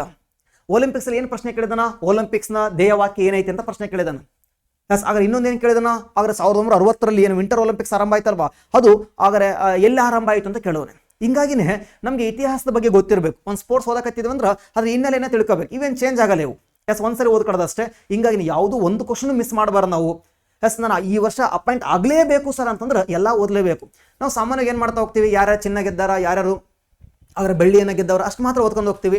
ಎಲ್ಲಿ ಆಯೋಜನೆ ಮಾಡಿದ್ರು ಅಷ್ಟು ಮಾತ್ರ ಓದ್ಕೊಂಡು ಹೋಗ್ತೀವಿ. ಅವನು KEA ಏನು ಮಾಡ್ತಾನೆ ಗೊತ್ತಾ, 4 ಸ್ಟೇಟ್ಮೆಂಟ್ಗಳಲ್ಲಿ ಯಾವ್ದಾದ್ರು ಒಂದು ಹಿಸ್ಟೋರಿಕಲ್ ಸ್ಟೇಟ್ಮೆಂಟ್ ಕೊಟ್ಟು ಬಿಡ್ತಾನೆ. ಕಾಮನ್ವೆಲ್ತ್ ಗೇಮ್ಸ್ಗಳನ್ನು ಒಟ್ಟು 3 ಬಾರಿ ರದ್ದುಗೊಳಿಸಲಾಗಿದೆ. ಇಲ್ಲ, ಒಲಿಂಪಿಕ್ಸ್ ಅನ್ನು 3 ಬಾರಿ ರದ್ದುಗೊಳಿಸಲಾಗಿದೆ, ಕಾಮನ್ವೆಲ್ತ್ ಅನ್ನು 2 ಬಾರಿ ರದ್ದುಗೊಳಿಸಲಾಗಿದೆ. ಆದರೆ ಕಾಮನ್ವೆಲ್ತ್ ಕ್ರೀಡಾಕೂಟವನ್ನ ಆರಂಭದಲ್ಲಿ ಬ್ರಿಟನ್ ಎಂಪೈರ್ ಅಂಡ್ ಕಾಮನ್ವೆಲ್ತ್ ಎಂದು ಕರೆಯುತ್ತಿದ್ದರು. ತಪ್ಪು. ಆರಂಭದಲ್ಲಿ ಬ್ರಿಟನ್ ಎಂಪೈರ್ ಗೇಮ್ಸ್ ಅಂತ ಕರೀತಾ ಇದ್ರು. 1950ರಲ್ಲಿ ಬ್ರಿಟನ್ ಎಂಪೈರ್ ಅಂದ್ರೆ ಸಾಮ್ರಾಜ್ಯ ಅಂತ ಅರ್ಥ, ಬ್ರಿಟನ್ ಸಾಮ್ರಾಜ್ಯ ಮತ್ತು ಕಾಮನ್ವೆಲ್ತ್ ಗೇಮ್ಸ್ ಅಂತ ಕರೀತಾ ಹೋದ್ರು. ಸೊ 1950ರಲ್ಲಿ ಹಾಗಾದ್ರೆ 1950ರಲ್ಲಿ ಆಯೋಜನೆ ಆಗ್ತದೆ. ಎಲ್ಲಾ ದೇಶಗಳಿಂದ ಬೇಡ, ನಮ್ಗೆ ಇಂಪಾರ್ಟೆಂಟ್ ಅಷ್ಟೇ ಮಾತಾಡ್ಕೊಂತ ಹೋಗೋಣ. 1954 ಅದಾದ್ಮೇಲೆ 58 ಬರ್ತೈತಿ. 58 ಇಂಪಾರ್ಟೆಂಟ್ ಇದೆ. 58ರಲ್ಲಿ 1958ರಲ್ಲಿ ಇಲ್ಲಿಯ ಕಾಮನ್ವೆಲ್ತ್ ಬಹಳ ಇಂಪಾರ್ಟೆಂಟ್ ಆಗುತ್ತೆ. ಯಾಕೆ ಸರ್ ಇಂಪಾರ್ಟೆಂಟ್ ಇದೆ? 1958 ಯಾಕೆ ಇಂಪಾರ್ಟೆಂಟ್ ಅಂತಂದ್ರೆ, ಅದು ಹಾಗಾದ್ರೆ 1958 ಒಂದು ಹೊಸ ಪದ್ಧತಿನ ತಗೊಂಡು ಬರ್ತಾರೆ, ಬ್ಯಾಟನ್ ರಿಲೇ ಅಂತೇಳಿ. ಸೊ ಕ್ವೀನ್ ಬ್ಯಾಟನ್ ರಿಲೇ ಅಂತ ಕರಿತಾ ಹೋಗ್ತೀವಿ. ಕ್ವೀನ್ ಬ್ಯಾಟನ್ ರಿಲೇ ಪದ್ಧತಿ ಯಾವುದಕ್ಕೆ ಸಂಬಂಧಪಟ್ಟಿದೆ ಅಂತ ಪ್ರಶ್ನೆ ಕೇಳ್ತಾನೆ. ಕ್ವೀನ್ ಬ್ಯಾಟನ್ ರಿಲೇ ಪದ್ಧತಿ ಯಾವ ಕ್ರೀಡೆಗೆ ಸಂಬಂಧಪಟ್ಟಿದೆ ಅಥವಾ ಯಾವ ಕ್ರೀಡಾಕೂಟಕ್ಕೆ ಸಂಬಂಧಪಟ್ಟಿದೆ? ಇದಕ್ಕೆ ಹಿಂಗೂ ಕರಿಬಹುದು, ಏನಂತೇಳಿ, ಕಿಂಗ್ಸ್ ಬ್ಯಾಟನ್ ರಿಲೇ ಪದ್ಧತಿ ಅಂತೇಳಿ. ಕಿಂಗ್ಸ್ ಬ್ಯಾಟನ್ ರಿಲೇ, ಎಸ್, ಈ ಒಂದು ಪದ್ಧತಿಯನ್ನು ಪರಿಚಯ ಮಾಡಿದ್ ಯಾವಾಗ ಅಂತಂದ್ರೆ 1958ರಲ್ಲಿ. ಸೊ ಏನ್ ಸರ ಈ ಕ್ವೀನ್ಸ್ ಕಿಂಗ್ಸ್ ಬ್ಯಾಟನ್ ರಿಲೇ ಪದ್ಧತಿ ಅಂದ್ರೆ ಏನು? ಕ್ವೀನ್ಸ್ ಕಿಂಗ್ಸ್ ಅಂದ್ರೆ ಗೊತ್ತಾಯ್ತು. ಇದೇನು ಬ್ಯಾಟನ್ ರಿಲೇ ಅಂತಂದ್ರ ಬಹಳ ಸಿಂಪಲ್. ಇದು ಕಾಮನ್ವೆಲ್ತ್ ಕ್ರೀಡಾಕೂಟದ ಉದ್ಘಾಟನಾ ಸಮಾರಂಭ. ಸೊ ಕಾಮನ್ವೆಲ್ತ್ ಕ್ರೀಡಾಕೂಟವನ್ನು ಹೆಂಗ್ ಉದ್ಘಾಟನೆ ಮಾಡ್ತಾರ? ಎಲ್ಲಾ ಕ್ರೀಡಾಕೂಟಗಳನ್ನು ಉದ್ಘಾಟನೆ ಮಾಡಿದಂಗೆ ಡೈರೆಕ್ಟ್ ಆಗಿ ಹೋಗಿ ಧ್ವಜಾರೋಹಣ ಮಾಡಿ ಜೈ ಅನ್ನಲ್ಲ ಕಣ್ರಿ. ಸೊ ಈ ಕ್ರೀಡಾಕೂಟವನ್ನು ಉದ್ಘಾಟನೆ ಮಾಡ್ಬೇಕಾದ್ರೆ ಫಸ್ಟ್ ಏನ್ ಮಾಡ್ತಾರಪ್ಪ ಅಂದ್ರೆ ಬ್ರಿಟನ್ ರಾಜ ಅಥವಾ ರಾಣಿ ಯಾರಿರ್ತಾರೋ ಆ ರಾಜ ಅಥವಾ ರಾಣಿ ಸೊ ರಿಲೇ ಓಟಗಾರನಿಗೆ ಒಂದು ಟಾರ್ಚ್ ಅನ್ನ ಕೊಡ್ತಾರೆ, ಒಂದು ಲಾಠಿ ಕೊಡ್ತಾರೆ. ಅವಾಗ ಲಾಠಿ ಕೊಡ್ತಾ ಇದ್ರೆ ಇವಾಗ ಟಾರ್ಚ್ ಕೊಡ್ತಾರೆ. ನೀವು ಹೆಂಗೆ 4x100 ರಿಲೇ ಮಾಡ್ತಾ ಇರಬೇಕಾದ್ರೆ ನೀವು ಹೆಂಗೆ ಒಂದು ಕೋಲ್ ಹಿಡ್ಕೊಂಡು ಓಡೋಡೋಗಿ ಇನ್ನೊಬ್ರ ಕೈ ಕೋಲ್ ಕೊಡ್ತಿರೋ ಹಂಗ ಇಲ್ಲಿ ಬ್ರಿಟನ್ ರಾಜ ಏನ್ ಮಾಡ್ತಾ ಹೋಗ್ತಾನಪ್ಪ ಅಂದ್ರೆ ಒಂದು ಕೋಲ್ ಇರ್ತೈತಿ, ಅವಾಗ ಕೋಲ್ ಇತ್ತು, ಅದಕ್ಕೆ ಲಾಠಿ ಅಂತ ಕರಿತಾ ಇದ್ರು. ಈಗ ಟಾರ್ಚ್ ಕೊಡ್ತಾರೆ, ಈಗ ಬೆಳಗ್ಗೆ ಒಂದು ಟಾರ್ಚ್ ಅನ್ನ ಕೊಡ್ತಾರೆ. ಆ ಟಾರ್ಚ್ ಅನ್ನ ಮೀನ್ಸ್ ಒಂದು ಜ್ಯೋತಿ ಇರ್ತೈತಲ್ವಾ, ಆ ಜ್ಯೋತಿಯನ್ನ ಒಬ್ಬ ರಿಲೇ ಓಟಗಾರನಿಗೆ ಕೊಡ್ತಾರೆ. ಕೊಟ್ಟಾಗ ಆ ರಿಲೇ ಓಟಗಾರ ಏನ್ ಮಾಡ್ತಾನ ಅಂತ ತಗೊಂಡು ಓಡೋಗ್ತಾನೆ. ಸುಮ್ಮನೆ ಎತ್ತಬೇಕಂತ ಓಡೋಗೋದಲ್ಲ. ಸಾಗರ ಅವನಿಗೆ ಒಂದು ಟ್ರ್ಯಾಕ್ ಇರ್ತೈತಿ, ಆ ಟ್ರ್ಯಾಕ್ನ ಓಡ್ತಾನೆ. ಅವನು ಏನು ಮಾಡ್ತಾನೆ, ಓಡ್ತಾ ಇನ್ನೊಂದು ದೇಶಕ್ಕೆ ಹಸ್ತಾಂತರ ಮಾಡ್ತಾನೆ ಅದನ್ನ. ಈ ನಿಮ್ಗೆ ಗೊತ್ತಿರಲಿ, ಇದು ಕೇವಲ ಬ್ರಿಟನ್ಯಾಗ ಅಷ್ಟೇ ಜರಗಲ್ಲ ಕಂಡ್ರೆ, ಪ್ರಪಂಚದಾದ್ಯಂತ ಜರುಗ್ತೈತಿ. ಸಾಗರ ನಮ್ದು ಈಗ ಅದು ಇಂಡಿಯಾಕ್ಕೆ ಬಂತು ಅಂದ್ರೆ ಇಂಡಿಯಾದ ನಾವೇನ್ ಮಾಡ್ತೀವಿ ಗೊತ್ತಾ, ಓಡ್ಕೊಂಡು ಪಕ್ಕ ದೇಶಕ್ಕೆ ಪಾಸ್ ಮಾಡ್ತೀವಿ. ಅವರು ಪಕ್ಕ ದೇಶಕ್ಕೆ ಪಾಸ್ ಮಾಡ್ತಾರೆ. ಒಂದೇ ದೇಶಕ್ಕೆ ಪಾಸ್ ಮಾಡ್ಬೇಕಂತ ಏನಿಲ್ಲ. ಸಾಗರ ಇದು ತುಂಬಾ ಟೈಮ್ ಕೂಡ ತಗೊಳ್ತಾ ಹೋಗ್ತೈತಿ. ಹಾಗಾದ್ರೆ 10,000 ಕಿಲೋಮೀಟರ್ ತನಕ ಆ ಟಾರ್ಚ್ ತಗೊಂಡು ಓಡ್ತಿರ್ತಾರೆ ಕಣ್ರಿ. ಅಂದ್ರೆ ಒಬ್ಬರೇ ಓಡಲ್ಲ. ಸೊ ಒಬ್ಬ ಏನ್ ಮಾಡ್ತಾನೆ, 5-6 ಈಗ ಗುಜರಾತಿ ಬಂತು, ಅವ್ರು ರಾಜಸ್ಥಾನಕ್ಕೆ ಪಾಸ್ ಮಾಡ್ತಾರೆ. ರಾಜಸ್ಥಾನ ಮಧ್ಯಪ್ರದೇಶಕ್ಕೆ ಪಾಸ್ ಮಾಡ್ತಾರೆ. ಮಧ್ಯಪ್ರದೇಶರು ಛತ್ತೀಸ್ಗಢಕ್ಕೆ ಪಾಸ್ ಮಾಡ್ತಾರೆ. ಅವರು ಹಾಗಾದ್ರೆ ಜಾರ್ಖಂಡ್, ಅವರು ಪಶ್ಚಿಮ ಬಂಗಾಳಕ್ಕೆ, ಹಿಂಗೆ ಜಿಲ್ಲೆ ಪಕ್ಕದ ಜಿಲ್ಲೆಗೆ ಹಿಂಗೆ ಪಾಸ್ ಮಾಡ್ಕೊಂತ ಕಾಮನ್ವೆಲ್ತ್ ರಾಷ್ಟ್ರಗಳೆಲ್ಲ ಸುತ್ತ ಆಗ್ತೈತೆ ಆ ಟಾರ್ಚು. ಅದನ್ನೇ ನಾವೇನಂತ ಕರಿತಾ ಹೋಗ್ತೀವಿ ಗೊತ್ತಾ, ಕ್ವೀನ್ ಬ್ಯಾಟನ್ ರಿಲೇ ಪದ್ಧತಿ ಅಂತ ಕರಿತಾ ಹೋಗ್ತೀವಿ. ಅಂದ್ರೆ ಡೈರೆಕ್ಟ್ ಆಗಿ ಹೇಳ್ಬೇಕಂದ್ರೆ ಇದನ್ನ ಕೊಟ್ಟವ್ರೆ ಅಂತಂದ್ರೆ, ರಾಜ ಅದನ್ನ ಕೊಟ್ಟ ಅಂತಂದ್ರೆ ಅಥವಾ ರಾಣಿ ಅದನ್ನ ಕೊಟ್ಟ ಅಂತಂದ್ರೆ ಕಾಮನ್ವೆಲ್ತ್ ಕ್ರೀಡಾಕೂಟಕ್ಕೆ ಉದ್ಘಾಟನೆ ಆಗೈತಿ ಅಂತ ಅರ್ಥ. 1958ರಲ್ಲಿ ಈ ಪದ್ಧತಿಯನ್ನ ಮೊಟ್ಟ ಮೊದಲ ಬಾರಿಗೆ ಆರಂಭ ಮಾಡ್ತಾ ಹೋದ್ರು. ಎಲ್ಲಿ ನಡೀತು ಸರ ಈ ಒಂದು ಕ್ರೀಡಾಕೂಟ ಅಂದ್ರೆ ವೇಲ್ಸ್ ಅಲ್ಲಿ. ವೇಲ್ಸ್ ಒಳಗಡೆ ಕಾರ್ಗಿಪ್ ಅಂತಕ್ಕಂಥ ಒಂದು ಊರು ಬರ್ತಾ ಹೋಗುತ್ತೆ. ವೇಲ್ಸ್ನ ರಾಜಕುಮಾರ ಅಂತ ನೀವೆಲ್ಲ ಕೇಳಿರ್ತೀರ. ಕಾರ್ಡಿಪ್ ಅಂತೇಳಿ ವೇಲ್ಸ್ ಒಳಗಡೆ ಕಾರ್ಡಿಪ್ ಅಂತಕ್ಕಂಥ ಒಂದು ಪ್ಲೇಸ್ ಕಂಡು ಬರ್ತೈತಿ. ಕಾರ್ಡಿಪ್ ಅಂತಕ್ಕಂಥ ಒಂದು ನಗರ ಕಂಡು ಬರ್ತೈತಿ. ಕಾರ್ಡಿಪ್ ನಗರ ಕಂಡು ಬರ್ತೈತಿ. ಈ ಕಾರ್ಡಿಪ್ ನಗರದಲ್ಲಿ ವೇಲ್ಸ್ ಎಲ್ಲಿದೆ ಸರ್? ವೇಲ್ಸು ಹಾಗಾದ್ರೆ ಬ್ರಿಟನ್ ಒಳಗಡೆ ವೇಲ್ಸ್ ಇದೆ ಕಣ್ರಿ. ಇದು ಬ್ರಿಟನ್, ಇದು ಬ್ರಿಟನ್ ಅಂತ ಕರ್ಕೊಂಡ್ರೆ ಇದ್ರ ಒಳಗಡೆ ಮೇಲ್ಗಡೆ ಸ್ಕಾಟ್ಲ್ಯಾಂಡ್ ಇದ, ಇಲ್ಲಿ ಇಂಗ್ಲೆಂಡ್ ಇದ, ಇಲ್ಲಿ ವೇಲ್ಸ್ ಇದ. ಈ ವೇಲ್ಸ್ ಒಳಗಡೆ ಕಾರ್ಡಿಪ್ ಅಂತಕ್ಕಂಥ ಒಂದು ನಗರ. ಈ ಮೂರು ದೇಶಗಳನ್ನ ಸೇರಿ ಸ್ಕಾಟ್ಲ್ಯಾಂಡ್, ವೇಲ್ಸ್, ಇಂಗ್ಲೆಂಡ್, ಈ ಮೂರನ್ನು ಸೇರಿ ನಾವೇನಂತ ಕರಿತಾ ಹೋಗ್ತೀವಿ ಗೊತ್ತಾ, ಬ್ರಿಟನ್ ಅಂತ ಕರಿತಾ ಹೋಗ್ತೀವಿ. ಈ ಮೂರಕ್ಕೂ ನಾರ್ದರ್ನ್ ಐರ್ಲೆಂಡ್ ಅನ್ನ ಸೇರಿಸಿದ್ರೆ UK ಅಂತ ಕರಿತಾ ಹೋಗ್ತೀವಿ. ನೋಡ್ರಿ, ಇಂಗ್ಲೆಂಡ್ ಅಂದ್ರೆ ಇದು ಒಂದೇ. ಈ ಇಂಗ್ಲೆಂಡ್ಗೆ ಸ್ಕಾಟ್ಲ್ಯಾಂಡ್, ವೇಲ್ಸ್ ಅನ್ನ ಸೇರಿದ್ರೆ ಬ್ರಿಟನ್. ಈ ಮೂರು ದೇಶಕ್ಕೂ ನಾರ್ದರ್ನ್ ಐರ್ಲೆಂಡ್ ಅನ್ನ ಸೇರಿಸಿದ್ರೆ ನಾವು ಯುನೈಟೆಡ್ ಕಿಂಗ್ಡಮ್ ಅಂತ ಕರಿತಾ ಹೋಗ್ತೀವಿ. ಹಾಗಾದ್ರೆ 1958ರಲ್ಲಿ ವೇಲ್ಸ್ನ ಕಾರ್ಡಿಪ್ ಅಂತಕ್ಕಂಥ ಒಂದು ನಗರದಲ್ಲಿ ಹಾಗಾದ್ರೆ ಕಾಮನ್ವೆಲ್ತ್ ಕ್ರೀಡಾಕೂಟ ಜರುಗ್ತಾ ಇದ್ದ. Nothing but Britain Empire and Commonwealth Games ಜರುಗತ್ತಿದವ. ಈ ನಗರದಲ್ಲಿ ಭಾರತೀಯರು ಸುವರ್ಣಾಕ್ಷರದಲ್ಲಿ ಬರೆದಿರ್ತಕ್ಕಂಥ ಒಂದು ಘಟನೆ ನಡೀತಾ ಹೋಗುತ್ತಾ. ನಿಮ್ಗೆಲ್ಲ ಗೊತ್ತಿದ ಫ್ಲೈಯಿಂಗ್ ಸಿಕ್ ಅಂತೇಳಿ ಪ್ರಖ್ಯಾತಿ ಪಡೆದಿರ್ತಕ್ಕಂಥ, ಇತ್ತೀಚಿನ ನಿಧನರಾಗಿರ್ತಕ್ಕಂತಹ ಹಾರುವ ಸಿಖ್ ಅಂತ ಅನ್ಸ್ಕೊಂಡಿರ್ತಕ್ಕಂಥ ಮಿಲ್ಖಾ ಸಿಂಗ್ ರವರು ಈ ಒಂದು ಕ್ರೀಡಾಕೂಟದಲ್ಲಿ ಭಾರತ ದೇಶಕ್ಕೆ ಮೊಟ್ಟ ಮೊದಲ ಚಿನ್ನದ ಪದಕವನ್ನು ತಂದುಕೊಡ್ತಾರೆ. ಸರ್ ಈಗ ತಾನೇ ಹೇಳಿದ್ರಲ್ಲ ಸರ್, 1938ರಲ್ಲಿ ಯಾರೋ ತಗೊಂಬಂದ್ರು ಅಂತೇಳಿ, 34ರಲ್ಲಿ ಪೈಲ್ವಾನ್ ರಜಾದ್ ಅವ್ರು ತಗೊಂಬಂದ್ರಲ್ವಾ, ಇದು ಕಂಚಿನ ಪದಕ ಕಣ್ರಿ. ಮೊಟ್ಟ ಮೊದಲ ಬಾರಿಗೆ ಪದಕ ಗೆದ್ದಂತ ವ್ಯಕ್ತಿ ಯಾರು ಅಂತಂದ್ರೆ ಪೈಲ್ವಾನ್ ರಜೀದ್ ಅನ್ವಾರ್, ಅವ್ರು ಕಂಚಿನ ಪದಕ ಗೆದ್ದಾರ. ಆದ್ರೆ ಮೊಟ್ಟ ಮೊದಲ ಬಾರಿಗೆ ಚಿನ್ನದ ಪದಕ ಗೆದ್ದಂತ ಭಾರತೀಯ ಯಾರು ಅಂತಂದ್ರೆ ಅದು ಮಿಲ್ಖಾ ಸಿಂಗ್ ಅನ್ನ ಫ್ಲೈಯಿಂಗ್ ಸಿಕ್ ಅಂತ ಕರಿತಾ ಹೋಗ್ತೀವಿ. ಮಿಲ್ಖಾ ಸಿಂಗ್ ಇವರನ್ನ ಫ್ಲೈಯಿಂಗ್ ಸಿಕ್ ಅಂತ ಕರಿತಾ ಹೋಗ್ತಾರೆ. ಫ್ಲೈಯಿಂಗ್ ಸಿಕ್ ಅಂತ ಕರಿತಾ ಹೋಗ್ತಾರ. ಫ್ಲೈಯಿಂಗ್ ಸಿಕ್ ಯಾವ ವಿಭಾಗ ಸರ್ ಅಂದ್ರೆ ಓಟಗಾರರು ಕಂಡ್ರಿ ಇವರು. ಹಾಗಾದ್ರೆ ಅಥ್ಲೆಟಿಕ್ ವಿಭಾಗದಿಂದ ಇವ್ರೇನ್ ಮಾಡ್ತಾರ, ಮೊದಲ ಚಿನ್ನದ ಪದಕವನ್ನ ಕಾಮನ್ವೆಲ್ತ್ನ ಇವಾಗ ಕಾಮನ್ವೆಲ್ತ್ ಅಂತ ಕರೆಯಕತ್ತೀವಿ. ಅವಾಗ ಏನಂತ ಕರಿತಾ ಇದ್ರು ಅಂದ್ರೆ ಹಾಗಾದ್ರೆ British empire and Commonwealth game ಅಂತ ಕರಿತಾ ಇದ್ರಲ್ವಾ. ಹಾಗಾದ್ರೆ ಇವಾಗ ಹೆಸರು ಚೇಂಜ್ ಆಗಿದೆ ಅಷ್ಟೇ. ಈ ಕಾಮನ್ವೆಲ್ತ್ನ ಮೊದಲ ಚಿನ್ನದ ಪದಕ, ಕಾಮನ್ವೆಲ್ತ್ನಲ್ಲಿ ಭಾರತಕ್ಕೆ ಮೊದಲ ಚಿನ್ನದ ಪದಕವನ್ನು ತಗೊಂಡು ಬರ್ತಾರೆ. ಮೊದಲ ಚಿನ್ನದ ಪದಕ ತಗೊಂಡ್ಬರ್ತಾರೆ. ಮೊದಲ ಚಿನ್ನದ ಪದಕವನ್ನು ತಗೊಂಡು ಬರ್ತಾರೆ. ಭಾರತಕ್ಕೆ ಮೊಟ್ಟ ಮೊದಲ ಬಾರಿಗೆ ಚಿನ್ನದ ಪದಕವನ್ನು ತಗೊಂಡು ಬಂದವರು ಯಾರು ಸರ್ ಕಾಮನ್ವೆಲ್ತ್ ಕ್ರೀಡಾಕೂಟದಲ್ಲಿ ಅಂದ್ರೆ ಮಿಲ್ಕಾ ಸಿಂಗ್, ಅಥವಾ ಅವ್ರು ನಾವು ಫ್ಲೈಯಿಂಗ್ ಸಿಕ್ ಅಂತ ಕರಿತೀವಿ. ಮತ್ತೆ ಫ್ಲೈಯಿಂಗ್ ಸಿಕ್ ಅಂದ್ರೆ ಅವ್ರ ಹೆಸರಲ್ಲ, ಇದು ಫ್ಲೈಯಿಂಗ್ ಸಿಂಗ್ ಅಲ್ಲ, ಇದು ಫ್ಲೈಯಿಂಗ್ ಸಿಕ್ ಅಂತೇಳಿ, ಸಿಖ್ರವರು ಎಸ್ ಫ್ಲೈಯಿಂಗ್ ಸಿಕ್ ಅಂತೇಳಿ, ಫ್ಲೈಯಿಂಗ್ ಸಿಕ್ ಮಿಲ್ಕಾ ಸಿಂಗ್ ಅವ್ರನ್ನ ಫ್ಲೈಯಿಂಗ್ ಸಿಕ್ ಅಂತ ಕರೀತಾರೆ, ಹಾರುವ ಸಿಕ್ ಅಂತ ಕರಿತಾ ಹೋಗ್ತೀವಿ. 1958ರಲ್ಲಿ ಅವ್ರು ಏನು ಮಾಡ್ತಾರೆ, ಮೊಟ್ಟ ಮೊದಲ ಬಾರಿಗೆ ಫಾರ್ ದ ಫಸ್ಟ್ ಟೈಮ್ ಇಂಡಿಯಾಕ್ಕೆ ಒಂದು ಚಿನ್ನದ ಪದಕವನ್ನು ಕಾಮನ್ವೆಲ್ತ್ ವಿಭಾಗದಿಂದ ತಗೊಂಡು ಬರ್ತಾರೆ. ಇದಾದ ಮೇಲೆ ನೆಕ್ಸ್ಟ್ ಮುಂದಕ್ಕೆ ಬರ್ತಾ ಹೋಗೋಣ. 1966ರವರೆಗೆ Britain Empire and Commonwealth Games ಅಂತ ಕರಿತಾ ಇದ್ರಲ್ವಾ, 1966ರಿಂದ ಮತ್ತೆ ರೀನೇಮ್ ಮಾಡ್ತಾ ಹೋಗ್ತಾರ, ಏನಂತ ರೀನೇಮ್ ಮಾಡ್ತಾರೆ ಗೊತ್ತಾ? ನೋಡ್ರಿ, 50 ಏನಂತ ರೀನೇಮ್ ಮಾಡಿದ್ರ, Britain Empire and Commonwealth Games ಅಂತ ಮಾಡಿದ್ರಲ್ವಾ. 66ರಲ್ಲಿ ಬ್ರಿಟನ್ ಕಾಮನ್ವೆಲ್ತ್ ಗೇಮ್ಸ್ ಅಂತ ಕರೆದಾರ. ಬ್ರಿಟನ್ ಕಾಮನ್ವೆಲ್ತ್ ಗೇಮ್ಸ್ ಅಂತ ಕರಿತಾ ಹೋಗಿದ್ದಾರೆ. ಬ್ರಿಟನ್ ಕಾಮನ್ವೆಲ್ತ್ ಗೇಮ್ಸ್ 1966ರಲ್ಲಿ ಬ್ರಿಟನ್ ಕಾಮನ್ವೆಲ್ತ್ ಗೇಮ್ಸ್. ಹಾಗಾದ್ರೆ ಕ್ರಮವಾಗಿ ಬರೆಯೋದು ಅಂತಂದ್ರೆ ಮೊದಲಿಗೆ ಏನಿತ್ತಾಗ ಬ್ರಿಟನ್ ಎಂಪೈರ್ ಗೇಮ್ಸ್, ಬ್ರಿಟನ್ ಸಾಮ್ರಾಜ್ಯದ ಕ್ರೀಡಾಕೂಟ, ಅದಾದ್ಮೇಲೆ ಬ್ರಿಟನ್ ಸಾಮ್ರಾಜ್ಯ ಮತ್ತು ಕಾಮನ್ವೆಲ್ತ್ ಕ್ರೀಡಾಕೂಟ, ಅದಾದ್ಮೇಲೆ ಬ್ರಿಟನ್ ಕಾಮನ್ವೆಲ್ತ್ ಕ್ರೀಡಾಕೂಟ. ಇಲ್ಲಿ ಸಾಮ್ರಾಜ್ಯ ಅನ್ನೋ ಪದವನ್ನು ತೆಗೆದ್ವಿ 1966ರಲ್ಲಿ ಅಲ್ಲಿ ಸಾಮ್ರಾಜ್ಯ ಅನ್ನುವ ಪದವನ್ನು ತೆಗೆದ್ವಿ. ಅದಾದ್ಮೇಲೆ 1978ರಲ್ಲಿ ಇದು ಬಹಳ ಇಂಪಾರ್ಟೆಂಟು, ಅಗೇನ್ ರೀನೇಮ್ ಮಾಡ್ತಾ ಹೋಗ್ತೀವಿ. ಏನಂತ ರೀನೇಮ್ ಮಾಡ್ತಾ ಹೋಗ್ತೀವಿ ಅಂತಂದ್ರೆ ಆಗ ಕಾಮನ್ವೆಲ್ತ್ ಕ್ರೀಡಾಕೂಟ ಅಂತ ಮಾಡ್ತಾ ಹೋಗ್ತೀವಿ. ಕಾಮನ್ವೆಲ್ತ್ ಕ್ರೀಡಾಕೂಟ ಅಂತ ಕರಿತಾ ಹೋಗ್ತೀವಿ. ಕಾಮನ್ವೆಲ್ತ್ ಕ್ರೀಡಾಕೂಟ ಅಂತೇಳಿ ಯಾವಾಗಿಂದ ಕರಿತಾ ಇದ್ದೀವಿ ಅಂದ್ರೆ 1978ರಿಂದ ಕಾಮನ್ವೆಲ್ತ್ ಕ್ರೀಡಾಕೂಟ ಅಂತ ಕರೆಯಕತ್ತಿದ್ವಿ. ಸೊ 4 ಹೆಸರುಗಳನ್ನ ಗಮನಿಸಬೇಕು. ಫಸ್ಟ್ 1930ರಿಂದ ಏನಂತ ಕರಿತಾ ಇದ್ವಿ ಸರ ಅಂತ ಅನ್ನೋದಾದ್ರೆ, 1930ರಿಂದ ಏನಂತ ಕರಿತಾ ಇದ್ವಿ ಸರ ಅಂತ ಅನ್ನೋದಾದ್ರೆ ಬ್ರಿಟನ್ ಸಾಮ್ರಾಜ್ಯದ ಕ್ರೀಡಾಕೂಟ, ಬ್ರಿಟನ್ ಎಂಪೈರ್ ಕ್ರೀಡಾಕೂಟ, ಬ್ರಿಟನ್ ಎಂಪೈರ್ ಗೇಮ್ಸ್. 1950ರಲ್ಲಿ Britain Empire and Commonwealth Games, Britain Empire and Commonwealth Games Britain Empire and Commonwealth Games. 1966ರಲ್ಲಿ ಬ್ರಿಟನ್ ಕಾಮನ್ವೆಲ್ತ್ ಗೇಮ್ಸ್. 1978ರಿಂದ ನಾವು ಇದನ್ನ ಕಾಮನ್ವೆಲ್ತ್ ಗೇಮ್ಸ್ ಅಂತ ಕರೆಯಕತ್ತೀವಿ. ಕಾಮನ್ವೆಲ್ತ್ ಗೇಮ್ಸ್ ಅಂತ ಕರಿತಾ ಇದ್ದೀವಿ. ಇದು ಹೆಸರು ಬೆಳೆದು ಬಂದಿರತಕ್ಕಂಥ ಒಂದು ಹಂತ. ಇದು ಕ್ರಮವಾಗಿ ನಾಳೆ ಇದನ್ನು ಕೊಟ್ಟು ಮ್ಯಾಚ್ ಮಾಡುವಂಥ ಪ್ರಶ್ನೆ ಕೇಳ್ಬೋದು. ಕೆ ಎದುರು ಹೆಂಗ್ ಬೇಕಾದ್ರೂ ಪ್ರಶ್ನೆ ಕೇಳ್ಬೋದು ಕಣ್ರಿ. ನಾವು ಸುಮ್ಮನೆ ಪ್ರಶ್ನೆ ಪತ್ರಿಕೆ ಟಫ್ ಇತ್ತು, ಈಸಿ ಇತ್ತು, ಇನ್ನು ನಾವು ಹೇಳಂಗೇ ಇಲ್ಲ. ಯಾಕೆ ಹೇಳಂಗಿಲ್ಲ ಅಂತಂದ್ರೆ ಅವ್ರೇನಾರು ಹೇಳಿದೇವೆ ನಾವು ಈಸಿ ತೆಗಿತೀವಿ, ಕಷ್ಟ ತೆಗಿತೀವಿ ಅಂತೇಳಿ. ಸೊ ಪ್ರಶ್ನೆ ಪತ್ರಿಕೆ out of syllabus. First of all ನಮ್ಮ KE ಮತ್ತು KPSC ಸಿಲೆಬಸ್ ಅನ್ನೋದೇ ಇಲ್ಲ. ಅವರು ಸಾಮಾನ್ಯ ಅಧ್ಯಯನ ಅಂತ ಇಟ್ಟಿರ್ತಾರೆ. ಸಾಮಾನ್ಯ ಅಧ್ಯಯನ ಅಂದ್ರೆ ಎಲ್ಲ ಓದ್ಬೇಕು. ನೀನು ಸಾಮಾನ್ಯ ಅಧ್ಯಯನ ಅಂತಂದ್ರೆ ಎಲ್ಲ ಓದಬೇಕು ಸರ್. ಈ ಸಬ್ಜೆಕ್ಟ್ನ ಬಂದಿಲ್ಲ, ಆ ಸಬ್ಜೆಕ್ಟ್ ಬಂದಿಲ್ಲ, ಹಂಗೆಲ್ಲ ಅನ್ನಂಗಿಲ್ಲ ಕಣ್ರಿ. ನೆಕ್ಸ್ಟ್ ಎಕ್ಸಾಮ್ಸಲ್ಲಿ ಯಾವ ಸಬ್ಜೆಕ್ಟ್ ಬರ್ತಾವೋ ಗೊತ್ತಿಲ್ಲ. ಎಲ್ಲ ಸಬ್ಜೆಕ್ಟು ಓದಲೇಬೇಕು. 1 ಮಾರ್ಕ್ಸ್ ಬಂದರೂ ಓದಲೇಬೇಕು. ಓದಲೇಬೇಕು, ಯು ಮಸ್ಟ್. ಹಾಗಾದ್ರೆ 1978ರಲ್ಲಿ ರೀನೇಮ್ ಮಾಡ್ತಾರೆ ಕಾಮನ್ವೆಲ್ತ್ ಗೇಮ್ಸ್ ಅಂತೇಳಿ. ಓಕೆ, ಹಾಗಾದ್ರೆ ಈಗ ನಾವು ಡೈರೆಕ್ಟ್ ಆಗಿ ಹಿಸ್ಟ್ರಿ ನೋಡಿದ್ದು ಸಾಕು, ನಮ್ಮ ಟಾಪಿಕ್ಗೆ ಬರ್ತಾ ಹೋಗೋಣ. ನೆಕ್ಸ್ಟ್ ಮತ್ತೆ ಅದು ಇಂಪಾರ್ಟೆಂಟ್ ಐತಿ ಸರ್ ಅಂದ್ರೆ ನೋಡ್ರಿ, 1998 ಇಂಪಾರ್ಟೆಂಟ್ ಐತಿ. ಸೊ 1998ರಲ್ಲಿ ಯಾಕೆ ಸರ ಇಂಪಾರ್ಟೆಂಟ್ ಅಂದ್ರೆ ಅದು ಮಲೇಷಿಯಾದ ಕೌಲಾಲಂಪುರದಲ್ಲಿ ಜರುಗ್ತಾ ಹೋಯ್ತು. ಮಲೇಷಿಯಾದ Kuala Lumpur it's a capital city of Malaysia. ನೋಡ್ರಿ, ಇದುವರೆಗೂ 23 ಬಾರಿ ಕಾಮನ್ವೆಲ್ತ್ ಕ್ರೀಡಾಕೂಟ ಕಂಪ್ಲೀಟ್ ಆಗೈತಿ. ಈಸಿಯಾಗಿ ನೀವು ನೆನ್ಪಿಟ್ಕೋಬಹುದು, ಒಂದು 2-3 ಬಾರಿ ಕಂಪ್ಲೀಟ್ ಆಗೈತಿ ಅಂತೇಳಿ.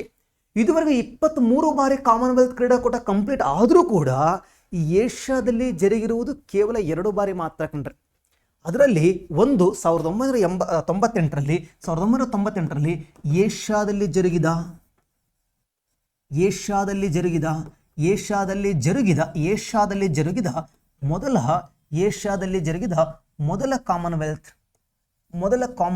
ಏಷ್ಯಾದಲ್ಲಿ ಜರುಗಿದ ಮೊದಲ ಕಾಮನ್ವೆಲ್ತ್ ಕ್ರೀಡಾಕೂಟ ಯಾವುದು ಸರ ಅಂತಂದ್ರೆ ಅದು ನಮ್ಮ ಮಲೇಷ್ಯಾದ ಕೌಲಾಲಂಪುರದಲ್ಲಿ.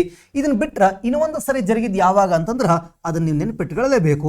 2010ರಲ್ಲಿ ಜರುಗ್ತಾ ಹೋಯ್ತು. ಎಲ್ಲಿ ಸರ ಅಂದ್ರ ನವದೆಹಲಿಯಲ್ಲಿ ಜರುಗ್ತಾ ಹೋಯ್ತು. ಇದು ಭಾರತದಲ್ಲಿ ಜರುಗಿದ ಮೊದಲ ಕಾಮನ್ವೆಲ್ತ್ ಕ್ರೀಡಾಕೂಟ.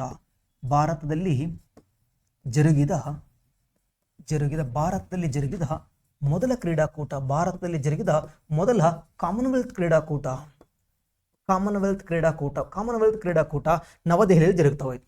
ಸೊ ರೀಸೆಂಟಾಗಿ ಗೊತ್ತಿರಲ್ಲ, ಯಾಕಂದ್ರೆ KA ಪ್ರಶ್ನೆ ಪತ್ರಿಕೆಗಳು ಕ್ರಮವಾಗಿ ಬರೀರಿ ಅಂತ ಕೇಳ್ಬೋದು. ಯಾಕಂದ್ರೆ ಮುಂದಿನ ವರ್ಷ ಭಾರತವೇ ಆಯೋಜನೆ ಮಾಡ್ತಾ ಇರೋದ್ರಿಂದ ಸೊ ಹಿನ್ನೆಲೆಯಾಗಿ ಇದನ್ನು ಪ್ರಶ್ನೆ ಕೇಳ್ಬೋದು, 2010 ಎಲ್ಲಿ ಜರುಗಿತ್ತು ಅಂತೇಳಿ, ಅಥವಾ ಭಾರತದಲ್ಲಿ ಈ ಹಿಂದೆ ಎಲ್ಲರ ಜರುಗಿತ್ತಾ ಅಂತಂದ್ರೆ ಒಂದು ಸರಿ ಜರುಗಿತ್ತು 2010 ನವದೆಹಲಿಯಲ್ಲಿ. ನಿಮಗೆ ಗೊತ್ತಿರಲಿ, ಇಡೀ ಕಾಮನ್ವೆಲ್ತ್ನ ಇತಿಹಾಸದ ಪುಟಗಳಲ್ಲಿ ಅತ್ಯಂತ ವೆಚ್ಚದಾಯಕ ಕಾಮನ್ವೆಲ್ತ್ ಕ್ರೀಡಾಕೂಟ ಯಾವುದರ ಇದೆ ಕಣ್ರಿ.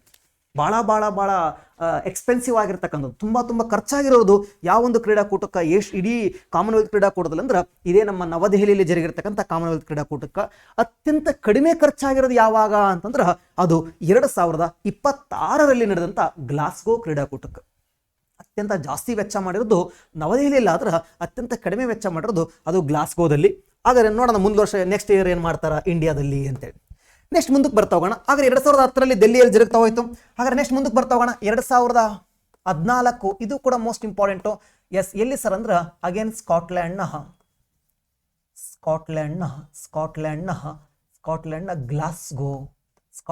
ಗ್ಲಾಸ್ಗೋ. ಎಸ್, ಯಾಕೆ ಬರ್ದೀನಿ ಅಂತ ಗೊತ್ತಾಗಿದೆ ನಿಮಗೆ. ಆದರೆ ಗ್ಲಾಸ್ಗೋದಲ್ಲಿ ಈ 2ನೇ ಕಾಮನ್ವೆಲ್ತ್ ಜರುಗ್ತಾ ಹೋಯ್ತು. ನೋಡ್ರಿ, ಸ್ಕಾಟ್ಲ್ಯಾಂಡ್ನಾಗ 4 ಬಾರಿ ಜರುಗಿದಾವ, ಆದ್ರೆ ಸ್ಕಾಟ್ಲ್ಯಾಂಡ್ ಒಳಗಡೆ ಹಾಗಾದ್ರೆ ಗ್ಲಾಸ್ಗೋ ಅನ್ನೋ ನಗರದಲ್ಲಿ 2 ಬಾರಿ ಜರುಗಿದಾವ. ಸ್ಕಾಟ್ಲ್ಯಾಂಡ್ ಅಲ್ಲಿ ಎಡನ್ಬರ್ಗ್ ಅಂತಕ್ಕಂಥ ಒಂದು ಊರು ಬರ್ತೈತಿ. ಆ ಎಡನ್ಬರ್ಗ್ ಅನ್ನೋ ಊರಲ್ಲಿ 2 ಬಾರಿ ಆಗಿದಾವ. ಅಂಡ್ ಅಗೇನ್ ಗ್ಲಾಸ್ಗೋ ಅನ್ನೋ ಊರಲ್ಲಿ ಕೂಡ 2 ಬಾರಿ ಆಗಿದಾವ. ಒಟ್ಟಾರೆ ಸ್ಕಾಟ್ಲ್ಯಾಂಡ್ 4 ಬಾರಿ, ಎಡನ್ಬರ್ಗ್ ಅಲ್ಲಿ 2, ಗ್ಲಾಸ್ಗೋದಲ್ಲಿ 2. ಹಾಗಾದ್ರೆ 2 ಬಾರಿ ಕಾಮನ್ವೆಲ್ತ್ ಕ್ರೀಡಾಕೂಟಗಳನ್ನು ಆಯೋಜನೆ ಮಾಡಿರುವ ನಗರಗಳು ಎಷ್ಟಿದಾವ ಅಂದ್ರೆ 3 ನಗರ ಇದಾವೆ ಕಣ್ರಿ. ಕೇವಲ 3 ನಗರಗಳಲ್ಲಿ ಮಾತ್ರ 2 ಬಾರಿ ಕಾಮನ್ವೆಲ್ತ್ ಆಯೋಜನೆ ಆಗಿದೆ. 2 ಬಾರಿ ಕಾಮನ್ವೆಲ್ತ್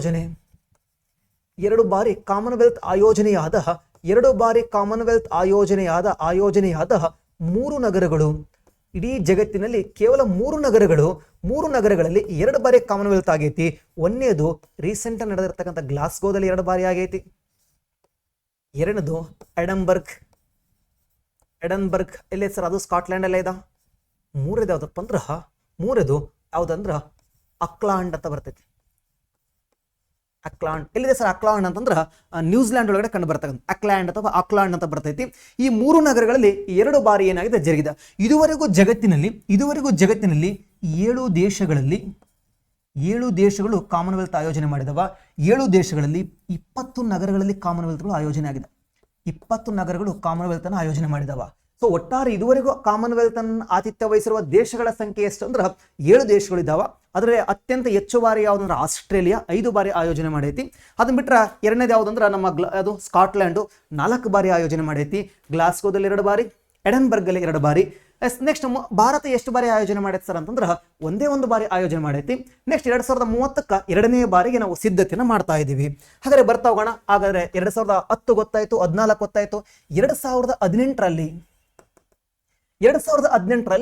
ಎಲ್ಲಿ ಸರ ಅಂತಂದ್ರೆ ಆಸ್ಟ್ರೇಲಿಯಾದಲ್ಲಿ ಜರುಗ್ತಾ ಹೋಯ್ತು.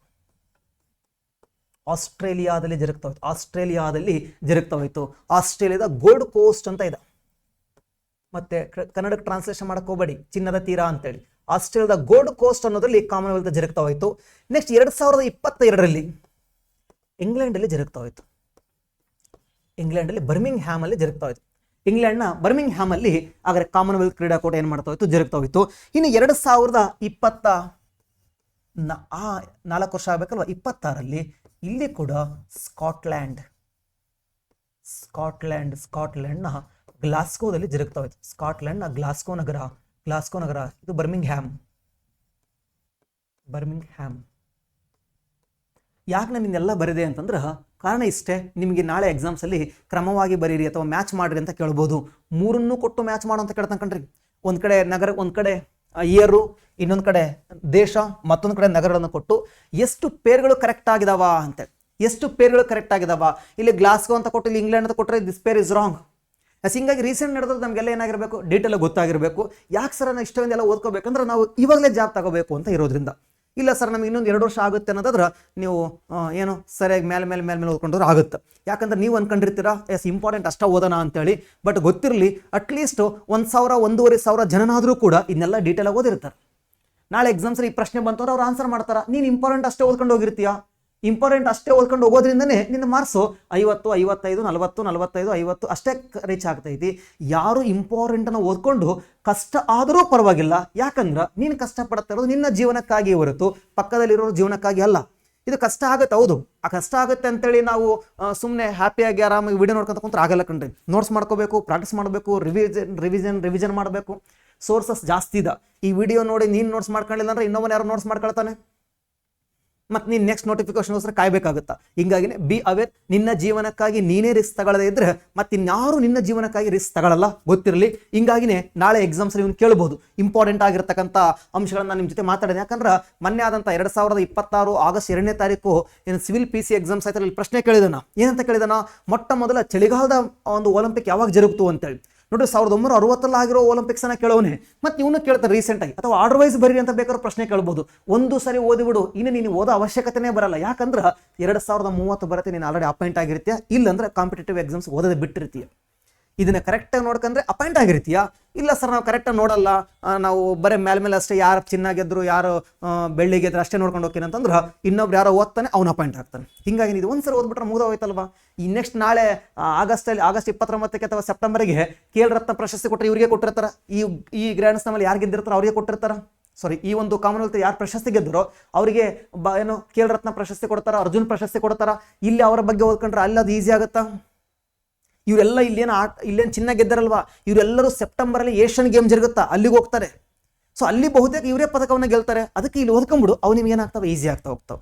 ಬಟ್ ನಾವು ಫಸ್ಟಿಗೆ ಕಷ್ಟಪಡಕ್ಕೆ ತಯಾರಿಲ್ಲ ಅಂತಂದ್ರೆ ಮುಂದೆ ನಮಗೆ ಕಷ್ಟ ಆಗೇ ಆಗುತ್ತೆ. ಹಿಂಗಾಗಿ ಇದನ್ನು ಓದ್ಕೊಳ್ರಿ, ನಿಮಗೆ ಏಷ್ಯನ್ ಗೇಮ್ಸ್ ಭಾಳ ಈಸಿ ಆಗ್ತಾವ. ಮೀರಾಬಾಯಿ ಚಾನು ಭಾರ ಎತ್ತುವಿಕೆ ಅಂತ ನೀವು ಇಲ್ಲಿ ಓದ್ಕೊಂಡ್ರೆ ಏಷ್ಯನ್ ಗೇಮ್ಸಲ್ಲಿ ಮೀರಾಬಾಯಿ ಚಾನು ಭಾರ ಎತ್ತುವಿಕೆ ಅಂತ ಗೊತ್ತಿರ್ತೈತಿ. ಅಲ್ಲಿ ಯಾವ ಪದಕ ಗೆದ್ದರಂತ ಓದ್ಕೋಬೇಕಾಗ್ತೈತೆ ಅಷ್ಟೇ.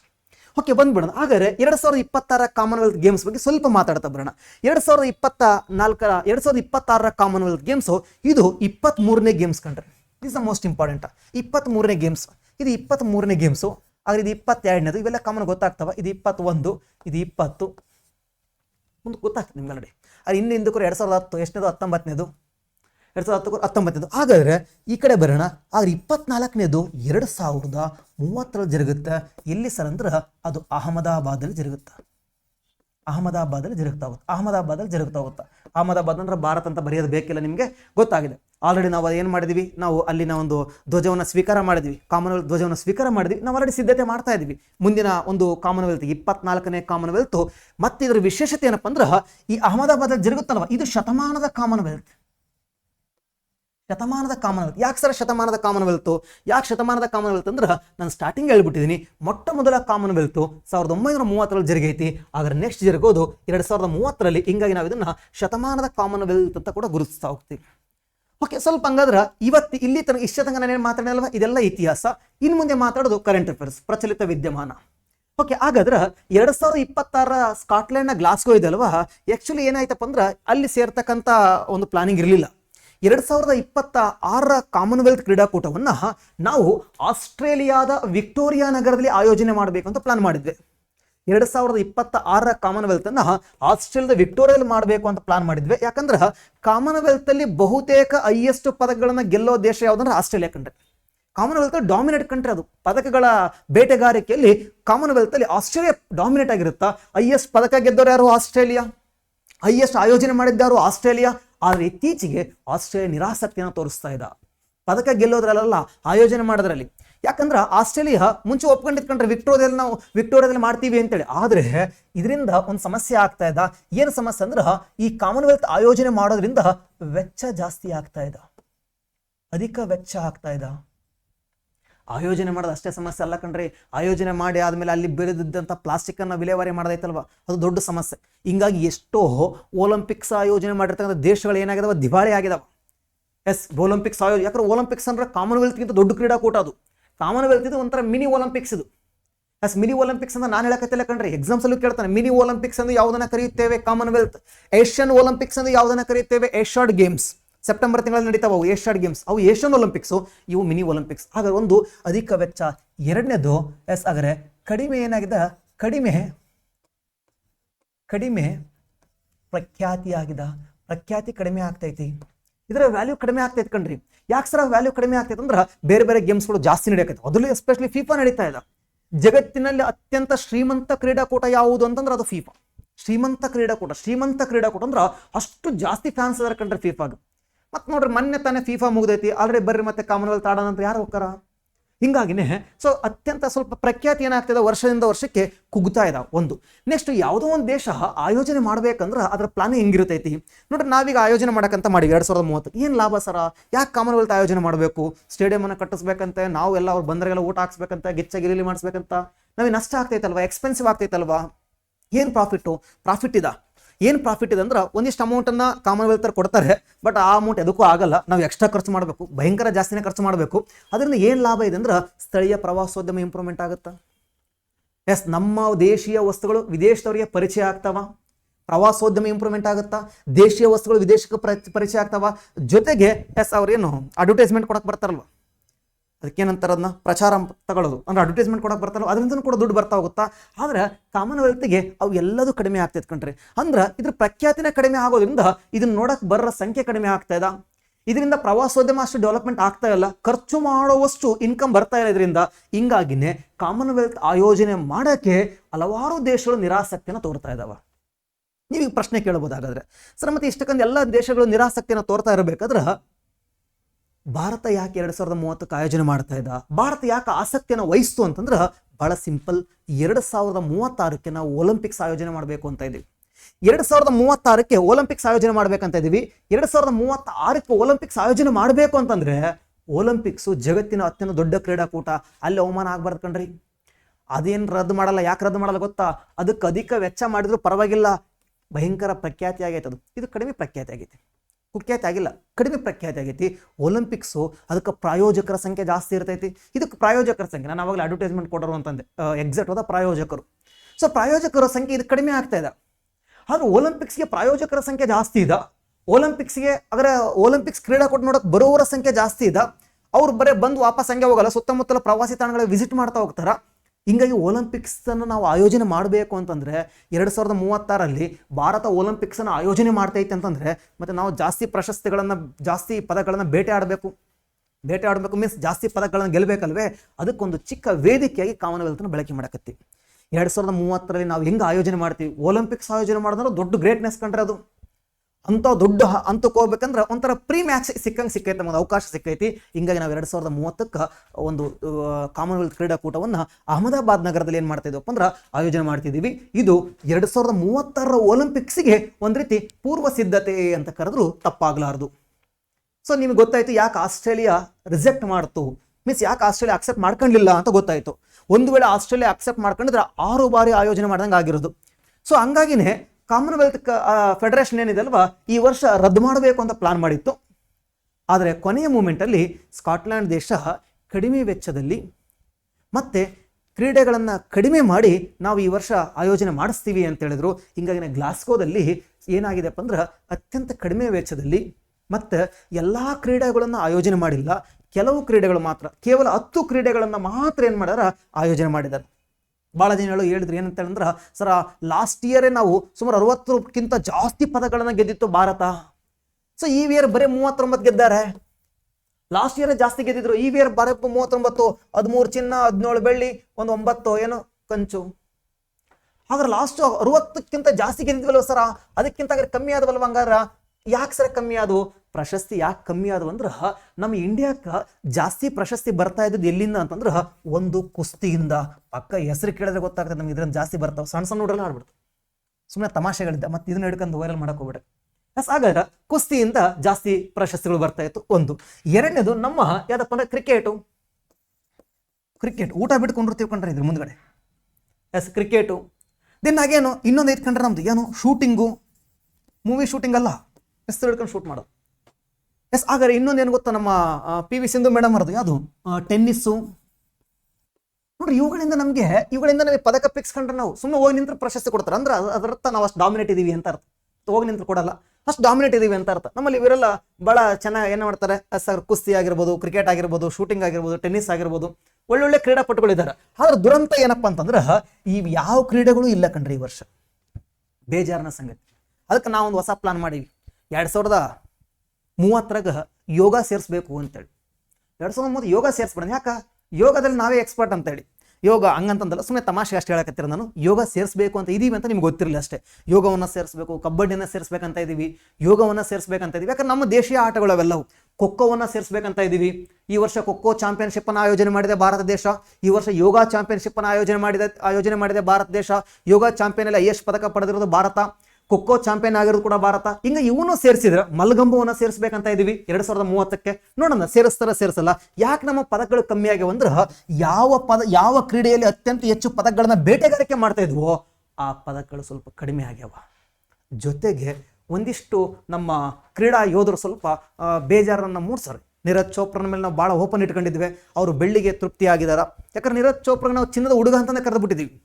ಎಸ್, ಆದರೆ ಕೆಲವೊಂದು ಸಂದರ್ಭದಲ್ಲಿ ಏನು ಮಾಡೋಕ್ಕಾಗಲ್ಲ, ಅವ್ರಿಗಿಂತ ಇನ್ನೊಬ್ರು ಬಲಿಷ್ಠರಾಗಿರ್ಬೋದು.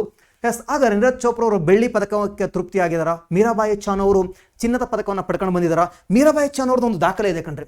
ಏನು ದಾಖಲೆ ಅಂತಂದ್ರೆ ನೋಡ್ರಿ, ಮೀರಾಬಾಯಿ ಚಾನು 2022 ಇಂಗ್ಲೆಂಡಲ್ಲಿ ಚಿನ್ನವನ್ನು ಗೆದ್ದಾರ, 2018 ಗೋಲ್ಡ್ ಕೋಸ್ಟಲ್ಲಿ ಚಿನ್ನವನ್ನು ಗೆದ್ದಾರ, 2020 ಗ್ಲಾಸ್ಗೋದಲ್ಲಿ ಚಿನ್ನವನ್ನು ಗೆದ್ದಾರ. ಹ್ಯಾಟ್ರಿಕ್ ಚಿನ್ನ ಗೆದ್ದ ಚಾನು ಯಾರು ಅಂದ್ರೆ ಅದು ಮೀರಾಬಾಯಿ ಚಾನು, ಮಣಿಪುರದ ಮೀರಾಬಾಯಿ ಚಾನು. ಯಾವ ಆಟ ಸರ?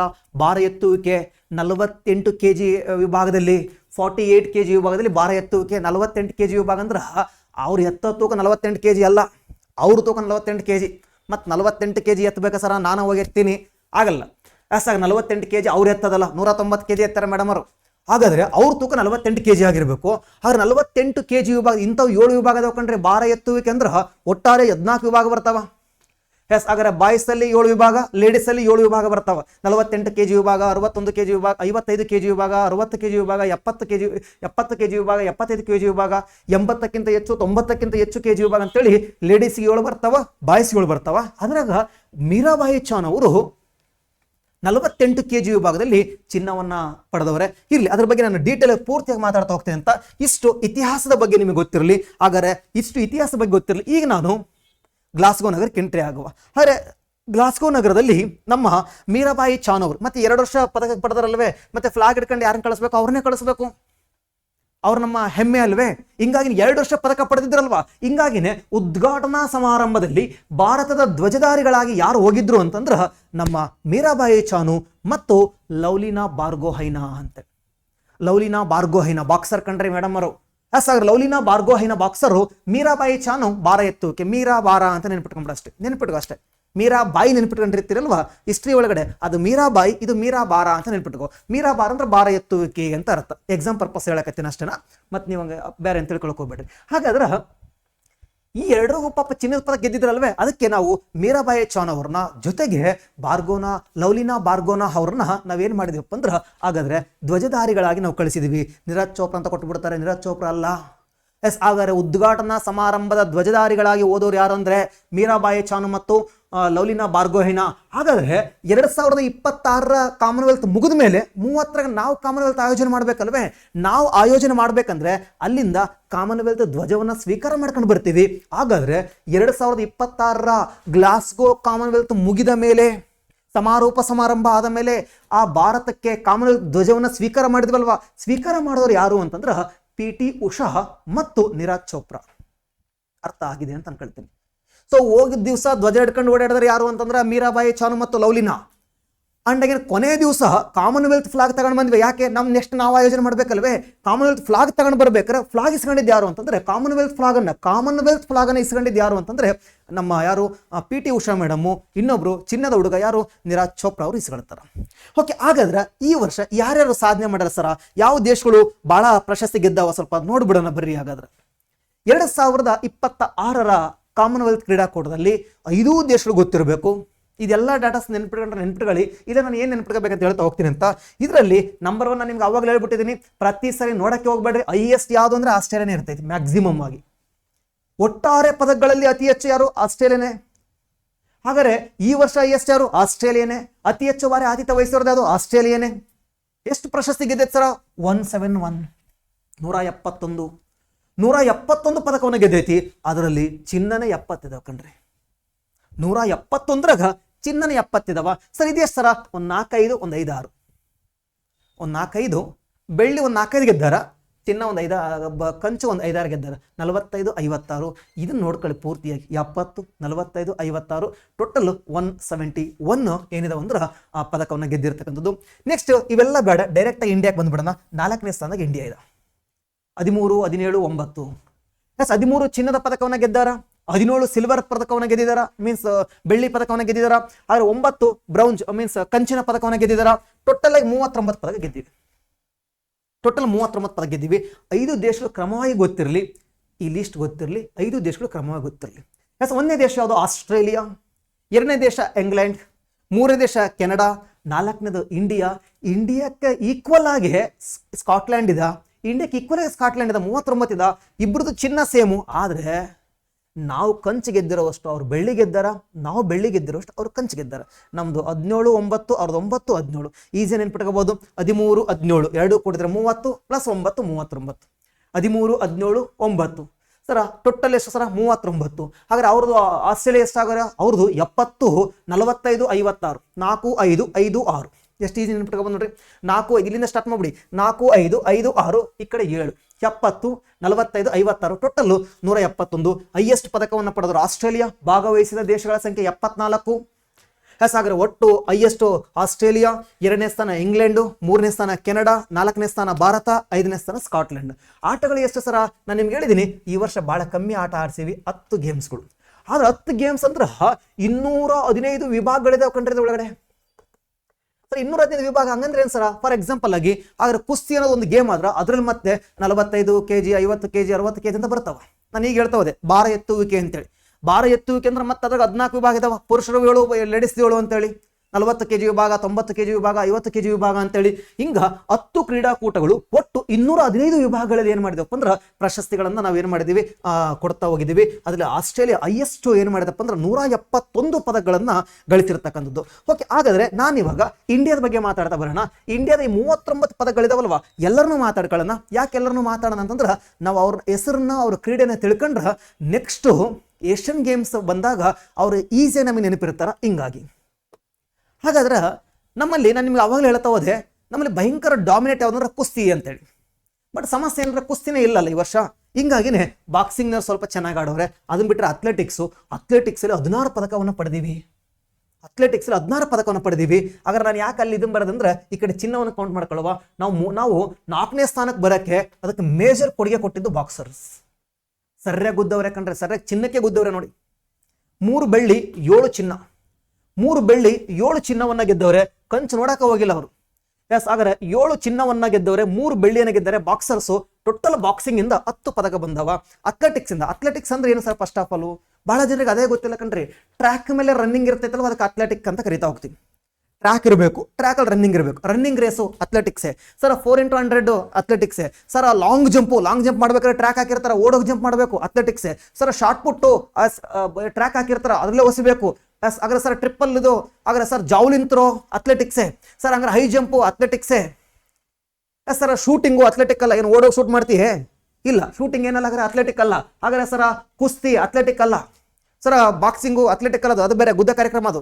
ಹಾಗಾದ್ರೆ ಸೊ ಅಥ್ಲೆಟಿಕ್ಸ್ ಅಂದ್ರೆ ಏನಂತ ಗೊತ್ತಾಗಿದೆ ನಿಮಗೆ. ಶೂಟಿಂಗು, ಹಾಗಾದ್ರೆ triple jump, long jump, running, relay ಅವೆಲ್ಲ ಅಥ್ಲೆಟಿಕ್ಸು. ಅವೆಲ್ಲ ಸೇರ್ಕೊಂಡು 3 ಚಿನ್ನ 7 ಸಿಲ್ವರು. ಈಸಿ ನೆನ್ಪಿಟ್ಕೊಳ್ರಿ. ಬಾಕ್ಸರ್ ಬಂದ್ರೆ 7, 3, ಅಥ್ಲೆಟಿಕ್ಸ್ ಬಂದ್ರೆ 3, 7, 6 ಬ್ರೌನ್ಸ್, ಟೋಟಲ್ 16. ಹಾಗಾದ್ರೆ ಇಲ್ಲಿ ನಿಮ್ಗೆ ಇದೆಲ್ಲ ನೆನ್ಪಿಡ್ಲಿಕ್ಕೆ ಕಷ್ಟ ಆಗ್ತದೆ ಸರ್. ನಮಗೇನೋ ಸ್ವಲ್ಪ ತುಂಡಾಕ್ರಿ ಅಂತಂದ್ರೆ ಚಿನ್ನ ನೆನ್ಪಿಟ್ಕೊಳ್ಳಿ, ಟೋಟಲ್ ನೆನ್ಪಿಟ್ಕೊಳ್ಳಿ.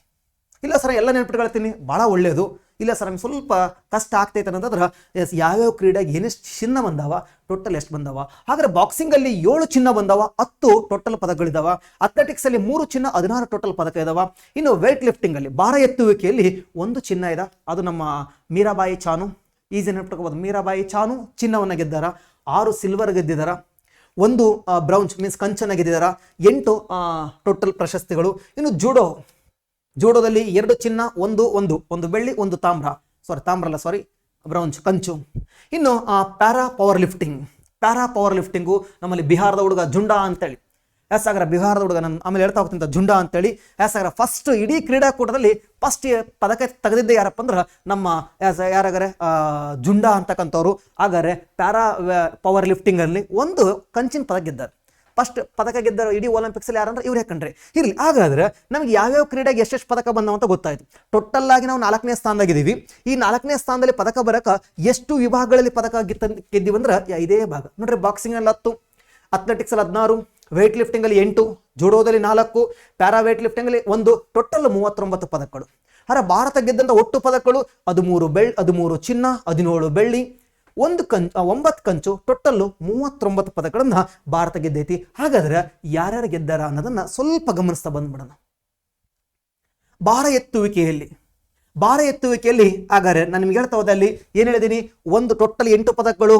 ಇಲ್ಲಿ ನೋಡ್ರಿ, ಟೋಟಲ್ ಪದಕಗಳ ಸಂಖ್ಯೆ 8 ಭಾರ ಎತ್ತುವಿಕೆ. 1 ಚಿನ್ನ, 6 ಬೆಳ್ಳಿ, 1 ಕಂಚು. ಇಲ್ಲಿ ಬಂದ್ಬಿಡೋಣ, 1 ಚಿನ್ನ, 6 ಬೆಳ್ಳಿ, 1 ಕಂಚಿದ. ಸರ್ ಬೇಕಾದ್ರೆ ನೀವು ನೋಡ್ಕೋಬಹುದು, ಇಲ್ಲ ಸ್ಕ್ರೀನ್ ಶಾಟ್ ಮಾಡ್ಕೋಬಹುದು. ಸರ್ ಈಸಿಯಾಗಿ ಮೇಡಮ್ ಅವ್ರು ನೆನಪಿದ್ದೇ ಇರ್ತಾರ. 4-4 ಸರಿ ಹೇಳ್ಬಿಟ್ಟಿದ್ದೀನಿ. ಹ್ಯಾಟ್ರಿಕ್ ಗೆದ್ದವ್ರೆ, ಹ್ಯಾಟ್ರಿಕ್ ಸಾಧನೆ ಮಾಡಿದ ಮೊದಲಿಗರು. ಹ್ಯಾಟ್ರಿಕ್ ಸಾಧನೆ ಮಾಡಿದ ಮೊಟ್ಟ ಮೊದಲಿಗರು. ಸ್ವಲ್ಪ ಟೈಮ್ ನೋಡ್ಕೊಂಡ್ಬಿಡ್ತೀನಿ, ಇಲ್ಲ ಇತ್ತು ಟೈಮ್ ಅದು. ಓಕೆ, ರೆಕಾರ್ಡ್ ಆಗ್ತೈತಿಲ್ಲ ಅಂತ ನೋಡ್ಕೊಂತಿರ್ತೀನಿ. ಆಮೇಲೆ ಎಲ್ಲ ಪಾಠ ಮಾಡಿ ಆಮೇಲೆ ರೆಕಾರ್ಡ್ ಆಗಿಲ್ಲ, ಇನ್ನೊಂದ್ಸರಿ ಮಾಡಿದ್ರೆ ಅಂತ ಕಷ್ಟ ಆಗ್ತಿತ್ತ. ಮೀರಾಬಾಯಿ ಚಾನು ಮಣಿಪುರದ ಮೇಡಮ್ ಅವರು. ಹಾಗಾದ್ರೆ 48 kg ವಿಭಾಗದಲ್ಲಿ ಎತ್ತಿರೋ ತೂಕ 48 ಅಲ್ಲ, ಅವ್ರ ತೂಕ 48. ಮತ್ತೆ 48 kg ನಾನು ಹೋಗಿದ್ದಲ್ಲ ಸರ್ ಅಂದ್ಬಿಡ್ರಿ. 48 kg ವಿಭಾಗದಲ್ಲಿ ಮೇಡಮ್ ಅವರು ಏನ್ ಮಾಡ್ಯಾರಪ್ಪ ಅಂದ್ರೆ ಚಿನ್ನದ ಪದಕವನ್ನು ಎತ್ತಿದಾರ. ಇನ್ನು ರಿಷಿಕಾಂತ್ ಸಿಂಗ್ ಹಾಗಾದ್ರೆ ಇವರು ಕೂಡ ಬೆಳ್ಳಿ ಪದಕವನ್ನ ಎತ್ತಿದಾರ. ಹಾಗಾದ್ರೆ ಬೆಳ್ಳಿ ಪದಕವನ್ನ ಇನ್ನು ರಾಜಾ ಮುತ್ತು ಪಾಂಡ್ಯ ಆಗಿರ್ಬೋದು. ಅಂಡ್ ಇನ್ನು ವೆಲ್ಲೂರಿ ಅಜಯ್ ಬಾಬು. ಬಹಳ ಅದ್ಭುತ ವಿಚಾರ ನೋಡ್ರಿ. ನೀವೆಲ್ಲ ವೆಲ್ಲೂರು ಶ್ರೀನಿವಾಸ್ ಅಂತ ಕೇಳಿರ್ಬೋದು. ಬಹುಶಃ ನೀವು 2010ರಲ್ಲಿ ನವದೆಹಲಿಯಲ್ಲಿ ಏನು ಕಾಮನ್ವೆಲ್ತ್ ಜರುಗ್ತಾ ಹೋಯ್ತಲ್ವಾ, ನವದೆಹಲಿಯ ಕಾಮನ್ವೆಲ್ತ್ ನಲ್ಲಿ ವೆಲ್ಲೂರು ಶ್ರೀನಿವಾಸ್ ಅನ್ನೋರು ಒಂದು ಬೆಳ್ಳಿಯ ಪದಕವನ್ನು ಗೆದ್ದಿದ್ರು. ವೆಲ್ಲೂರು ಶ್ರೀನಿವಾಸ್ ಯಾರು ಗೊತ್ತಾ? ವೆಲ್ಲೂರು ಶ್ರೀನಿವಾಸು ವೆಲ್ಲೂರು ಅಜಯ್ ಬಾಬು ಅವರ ತಂದೆ ಕಣ್ರಿ. ನೋಡ್ರಿ, ಈ ವೆಲ್ಲೂರು ಅಜಯ್ ಬಾಬು ಅವರ ತಂದೆ ವೆಲ್ಲೂರು ಶ್ರೀನಿವಾಸ್. ಅಲ್ಲಿ ತಂದೆನೂ ಬೆಳ್ಳಿ ಪದಕ ಗೆದ್ದಾರೆ ಕಾಮನ್ವೆಲ್ತ್ ಅಲ್ಲಿ, ಮಗನೂ ಬೆಳ್ಳಿ ಪದಕ ಗೆದ್ದಾರ. ಅವರ ತಂದೆ ಮಕ್ಕಳು ಇಬ್ಬರು ಬೆಳ್ಳಿಯ ಪದಕವನ್ನ ಗೆದ್ದಂತ ಕಾಮನ್ವೆಲ್ತ್ ಕ್ರೀಡಾಕೂಟ ಇದು. ಆದರೆ ತಂದೆ ಇವಾಗ ಗೆದ್ದಿಲ್ಲ. ತಂದೆ ಗೆದ್ದಿದ್ದು 2010ರಲ್ಲಿ, ಮಗ ಗೆದ್ದಿದ್ದು 2026ರಲ್ಲಿ. 21 ವರ್ಷದ ಹುಡುಗ ಕಂಡ್ರಿ ವೆಲ್ಲೂರು ಅಜಯ್ ಬಾಬು ಅಂತೇಳಿ. ಇವರ ಅಪ್ಪನ ಹೆಸರು ವೆಲ್ಲೂರು ಶ್ರೀನಿವಾಸ್ ಅಂತೇಳಿ. ತಂದೆ 2010ರ ಕಾಮನ್ವೆಲ್ತ್ ಅಲ್ಲಿ ಬೆಳ್ಳಿ ಪದಕ, ಮಗ 2026ರ ಕಾಮನ್ವೆಲ್ತ್ ಅಲ್ಲಿ ಬೆಳ್ಳಿ ಪದಕವನ್ನು ಗೆದ್ದಿದ್ದಾರ 79 kg ವಿಭಾಗದಲ್ಲಿ. ಅವ್ನು ನೋಡ್ಕೊಳ್ಳಿ, ಆಮೇಲೆ ಸ್ಕ್ರೀನ್ ಶಾಟ್ ಮಾಡ್ಕೊಂಡಿಲ್ಲ, ಅರ್ಥ ಮಾಡ್ಸೋದು ಏನಿರಲ್ಲ, ಡಾಟಾಸ್ ಇರ್ತಾವಷ್ಟೇ. ಇನ್ನು ಜ್ಞಾನೇಶ್ವರಿ ಯಾದವ್ ಅವರು ಕೂಡ ಸಿಲ್ವರ್ಗೆ ಕೊರಳೊಡ್ಡಿದಾರ. ಇನ್ನು ಹರ್ಜಿಂದರ್ ಕೌರ್ ಆಗಿರ್ಬೋದು, ಲವ್ಪ್ರೀತ್ ಸಿಂಗ್ ಆಗಿರ್ಬೋದು, ಅಂಡ್ ದೆನ್ ಬಿಂದ್ಯಾರಾಣಿ ದೇವಿ ಆಗಿರ್ಬೋದು. ಇವು ಸ್ವಲ್ಪ ನೋಡ್ಕೊಳ್ಳಿ. ಬಿಂದ್ಯಾರಾಣಿ ದೇವಿ ಕಂಚಿನ ಪದಕವನ್ನು ಗೆದ್ದಿದ್ದಾರ. ಇಲ್ಲಿ ನಾನು ಅರ್ಥ ಮಾಡ್ಸೋದು ಏನಿಲ್ಲ, ಜಸ್ಟ್ ಯಾರ್ಯಾರು ಇದಾರೆ ಅಂತ ಸ್ವಲ್ಪ ನೀವೇನು ಮಾಡಿದ್ರಿ, ಪ್ರಾಕ್ಟೀಸ್ ಮಾಡಿ. ಇವರು ಯಾಕೆ ಪ್ರಾಕ್ಟೀಸ್ ಮಾಡ್ರಂದ್ರೆ ನಾಳೆ ಮ್ಯಾಚ್ ಮಾಡಕ್ಕೆ ಕೇಳ್ತಾರೆ ಇವರೆಲ್ಲ ಯಾವ ಕ್ರೀಡೆಗೆ ಸಂಬಂಧಪಟ್ಟಾರ ಅಂತೇಳಿ. ಭಾರ ಎತ್ತುವಿಕೆಗೆ ಸಂಬಂಧಪಟ್ಟಿದಾರ. Weight lifting. ಹಾಗಾದ್ರೆ ಮೇಡಮ್ ಮರದು ಇದು ಗೊತ್ತಿರಲಿ. ಹಾಗಾದ್ರೆ 48 kg ವಿಭಾಗ ಅಂತೇಳಿ. ಮತ್ತೆ ತಂದೆ ಮಕ್ಕಳು ಅಂದ್ರೆ ಇವ್ರು ಗೊತ್ತಿರಲಿ. ಅವ್ರ ಅಪ್ಪಾಜಿ ಹೆಸರೇನು? ವೆಲ್ಲೂರು ಶ್ರೀನಿವಾಸ ಅಂತೇಳಿ. ನೆಕ್ಸ್ಟ್ ಮುಂದಕ್ಕೆ ಬರ್ತಾ ಹೋಗೋಣ. ಇವರು ಭಾರ ಎತ್ತುವಿಕೆ ವಿಭಾಗದಲ್ಲಿ 8 ನಾನು ಕರೆಕ್ಟಲ್ಲಿ ಯಾಕೆ ಕೊಟ್ಟಿದ್ದೀನಿ. ನೆಕ್ಸ್ಟ್ ಬರೋಣ ಬಾಕ್ಸಿಂಗು. ಗುದ್ದುವ ಕಾರ್ಯಕ್ರಮ ಕಂಡ್ರಿ ಸರ್. ಬಾಕ್ಸಿಂಗ್ನಾಗ ಎಷ್ಟು ಬಿದ್ದಾವ್ ಸರ? ಬಾಕ್ಸಿಂಗ್ ಒಳಗಡೆ ಎಷ್ಟು ಪದಕಗಳು ಬಂದಾವ ಅಂದ್ರೆ, ಬಾಕ್ಸಿಂಗ್ ಒಳಗಡೆ ಸುಮಾರು 16 ಪದಕ ಬಂದಾವ್. ಮತ್ತೆ ನೀವು 10 ಹಾಕೇನಲ್ವಾ? ಈ ಕಡೆ ಇದಾವ ಒಂದು ಸಾರಿ, ಬಾಕ್ಸಿಂಗ್ 10 ಪದಕಗಳಿದಾವೆ. ಸಾರಿ, ಬಾಕ್ಸಿಂಗ್ 10 ಪದಕ ಇದಾವ. 7-3 ಕಂಚು ಗೆದ್ದಿಲ್ಲ ಕಣ್ರಿ, ಕಂಚು ಗೆದ್ದಿಲ್ಲ. ಬಾಕ್ಸಿಂಗ್ ಅಲ್ಲಿ 7 ಪದಕಗಳನ್ನು ಚಿನ್ನ, 3 ಪದಕಗಳು ಬೆಳ್ಳಿಯನ್ನು ತಗೊಂಡಿದ್ದೀವಿ. ಯಾವ್ಯಾವ ಸರ? ಒಂದು ಪ್ರೀತಿ ಪವರ್ ಅಂತೇಳಿ 54 kg ವಿಭಾಗದಲ್ಲಿ ಚಿನ್ನವನ್ನು ಗೆದ್ದಿದ್ದಾರ. ಜಾಸ್ಮಿನ್ ಲಾಂಬೋರಿಯಾ ಅಂತೇಳಿ, ಪ್ರಿಯಾ ಗಂಗಸ್ ಅಂತೇಳಿ ಚಿನ್ನ. ಇದು 60 kg ವಿಭಾಗ ಬರ್ಕೊಳ್ಳಿ. ಇದು ಮಿಸ್ ಆಗಿದೆ. ಇದು ಇಲ್ಲಿ ಪರವಾಗಿಲ್ಲ, ಹಿಂಗೆ ಬರೆದಿರ್ತೀನಿ. 60 kg ವಿಭಾಗ ಅಂತ ಇದು ಮಿಸ್ ಆಗಿದೆ. ಯಾರು ಸ್ಕ್ರೀನ್ ಶಾಟ್ ಮಾಡ್ಕೊಳ್ಳಿ. ಸ್ಕ್ರೀನ್ ಶಾಟ್ ಮಾಡ್ಕೊಂಡು ವರ್ಕ್ ಮಾಡ್ಬೇಕಷ್ಟೇ, ಬೇರೆ ಆಪ್ಷನ್ ಇಲ್ಲ. ಹಾಗಾದ್ರೆ ಪ್ರಿಯಾ ಗಂಗಸ್ ಎಷ್ಟಂದ್ರೆ 60 kg ವಿಭಾಗದಲ್ಲಿ ಚಿನ್ನವನ್ನು ಗೆದ್ದಿದ್ದಾರ. ಇನ್ನು ಅರುಂಧತಿ ಚೌಧರಿ 70 kg ವಿಭಾಗದಲ್ಲಿ ಚಿನ್ನವನ್ನು ಗೆದ್ದಿದ್ದಾರ. ಇನ್ನು ಸಚಿನ್ ಸೈವಾಚಂದ್ರು ಒಂದೇ. ಕೆಲವೊಂದಿಷ್ಟು ನಾರ್ತ್ ಇಂಡಿಯನ್ಸ್ ಹೆಸರು ಚೇಂಜ್ ಮಾಡಬೇಕು, ಸ್ವಲ್ಪ ಏನಾಗುತ್ತಾ ವ್ಯತ್ಯಾಸ ಆಗುತ್ತಾ. ಸಚಿನ್ ಸೈವಾಚ್ ಅವರು ಚಿನ್ನವನ್ನು ಗೆದ್ದಾರೆ. ಇನ್ನು ಸಾಕ್ಷಿ ಚೌಧರಿ ಚಿನ್ನವನ್ನು ಗೆದ್ದಾರ. ಅಂಕುಶ್ ಪಂಗಲ್ ರವರು ಕೂಡ ಏನ್ ಮಾಡ್ಯಾರಪ್ಪ ಅಂದ್ರೆ ಚಿನ್ನವನ್ನು ಗೆದ್ದಿದ್ದಾರ. ಜೊತೆಗೆ ನಮ್ಮ ಜಾದುಮಣಿ ಸಿಂಗ್ ಆಗಿರ್ಬೋದು, ಲವ್ಲಿನಾ ಬಾರ್ಗೋಹಿನ ಧ್ವಜ ಹಿಡ್ಕೊಂಡು ಹೋಗಿದ್ರು ಮೇಡಮ್ ಅಂತ ಹೇಳಿದ್ದೆ, ಬೆಳ್ಳಿಗೆ ತಗೊಂಡ್ಬಂದವ್ರೆ. ಇನ್ನು ನರೇಂದ್ರ ಬೋರ್ನಾಲ್ ಅಂತೇಳಿ ಅವರು ಕೂಡ ಏನ್ ಮಾಡ್ರಪ್ಪ ಅಂದ್ರೆ ಬೆಳ್ಳಿ ಏನಾಗಿದ್ರು, 3 ಬೆಳ್ಳಿ ಮತ್ತೆ 7 ಚಿನ್ನವನ್ನ ಈ ವರ್ಷ ನಾವು ಏನ್ ಮಾಡಿದ್ವಿ, ದಾಳಿ ಮಾಡಿದೀವಿ. ನೆಕ್ಸ್ಟ್ ಅಥ್ಲೆಟಿಕ್ ವಿಭಾಗ. ಹಂಗಂದ್ರೆ ಏನಂತ ಹೇಳಿದ್ದೀನಿ, ಅಥ್ಲೆಟಿಕ್ ವಿಭಾಗ ಅಂದ್ರೆ ಏನಂತೇಳಿ ಇಲ್ಲಿ ಬಂದ್ಬಿಡೋಣ. ಸಾಗರ ದಿಲೀಪ್ ಗವಿತ್ ಅಂತೇಳಿ ಚಿನ್ನವನ್ನ ಗೆದ್ದಿದ್ರ 100 ಮೀಟರ್ ಓಟದಲ್ಲಿ. ಇನ್ನು ಶರ್ಮಿಳಾ ಧನ್ಕರ್ ಅಂತೇಳಿ, ಧನ್ಕರ್ ಆಗಿದೆ, ಧನ್ಕರ್ ಶರ್ಮಿಳಾ ಮೇಡಮ್ ಹರಿಯಾಣದವರು. ಪ್ಯಾರಾ ಅಥ್ಲೆಟಿಕ್ಸ್ ಕಂಡ್ರವರು, ಪ್ಯಾರಾ ಅಥ್ಲೆಟಿಕ್ಸ್ ಪ್ಲೇಯರ್ ಯಾರಪ್ಪ ಅಂದ್ರೆ ಶಾರ್ಟ್ ಪುಟ್ ಇದು ಮಾಡ್ತವ್ರು. ಒಂದು ಅದ್ಭುತವಾದಂಥ ಒಂದು ಚಿನ್ನದ ಪದಕವನ್ನು ಮುತ್ತಿಟ್ಟಿದ್ದಾರೆ. ತುಂಬಾ ಕಷ್ಟದಲ್ಲಿ ಬೆಳೆದಂಥ ಮಹಿಳೆಯವರು. ಯಾಕಂದ್ರೆ ಏನು ಬಾಲ್ಯ ವಿವಾಹ ಆಗಿರುತ್ತಾ, ಬಾಲ್ಯ ವಿವಾಹ ಆಗಿ ಗಂಡ ಹಿಂಸೆ ಕೊಡಕ್ಕೆ ಸ್ಟಾರ್ಟ್ ಮಾಡ್ತಾ ಹೋಗ್ತಾನೆ, ಭಾಳ ಹಿಂಸೆ ಕೊಡ್ತಾರ. ವಿಡಿಯೋದಲ್ಲಿ ಇಳದೇ ಇರೋಷ್ಟು ಒಂದು ಕೆಟ್ಟದಾಗಿ ಹಿಂಸೆನ ಕೊಡ್ತಾ ಹೋಗ್ತಾರ. ಸರ್ ಮನೆಯಿಂದ ರಾತ್ರಿ ಆಚೆ ಹಾಕ್ತಾರ. ಸೊ ಬಾಲ್ಯ ವಿವಾಹದ ಬಲಿಗೆ ಬಿದ್ದು 21-22 ವರ್ಷ ಬರೋ ವೇಳೆಗೆ ಗಂಡನಿಂದ ದೂರ ಆಗ್ತಾರೆ. ಜೊತೆಗೆ ಮತ್ತೊಂದು ಮದುವೆ ಆಗ್ತಾರೆ. ಮತ್ತೊಂದು ಮದುವೆ ಆದಮೇಲೆ ಆ ಎರಡನೇ ಪತಿ ಅವರಿಗೆ ಸಪೋರ್ಟ್ ಮಾಡ್ತಾರೆ, ಅವರ ಕ್ರೀಡೆಗೆ ಸಪೋರ್ಟ್ ಮಾಡ್ತಾರ. ಅವರ ಸಪೋರ್ಟಿಂದ ಇವತ್ತು ಅವರ ಬೆಂಬಲವನ್ನು, ಕುಟುಂಬದ ಬೆಂಬಲವನ್ನು ತಗೊಂಡು ಇವತ್ತು ಕಾಮನ್ವೆಲ್ತ್ ಅಲ್ಲಿ ಚಿನ್ನದ ಪದಕಕ್ಕೆ ಮುತ್ತಿಟ್ಟಿದ್ದಾರೆ ಹರಿಯಾಣದವರು. ಎಷ್ಟು ಟೋಟಲ್ 13 ಚಿನ್ನ ಇದಾವಲ್ವಾ, ಅದು 7 ಚಿನ್ನ ಹರಿಯಾಣದರ ಏನು ಮಾಡ್ಯಾರ ಗೆದ್ದಾರ ಕಣ್ರಿ. ಹರಿಯಾಣದವರ ಗೆದ್ದವ್ರೆ. ಶರ್ಮಿಳಾ ಧನ್ಕರ್ ಅಂದ್ರು ಒಂದೇ ಚಿನ್ನವನ್ನ ಗೆದ್ದಿರ್ತಕ್ಕಂಥದ್ದು ನೋಡ್ರಿ. ಶಾರ್ಟ್ ಪುಟ್ಟು 75ರಲ್ಲಿ ಖುಷಿ ವಿಚಾರ ಏನು ಗೊತ್ತಾ, ಇದೇ ಕಾಂಪಿಟೇಷನಲ್ಲೇ ಹಾಗಾದ್ರೆ ಕಂಚನ ಗೆದ್ದವರು ಶಿಲ್ಪಾ ಶೈಲ ನೋಡ್ರಿ, 57 kg ವಿಭಾಗ. ಇವ್ರು ಯಾರು ಸರ? ಇವರು ಪಾಪ ಒಂದು ಚಿಕ್ಕ ವಯಸ್ಸಲ್ಲಿ ಒಂದು 3-4 ವರ್ಷ ಇರ್ಬೋದು.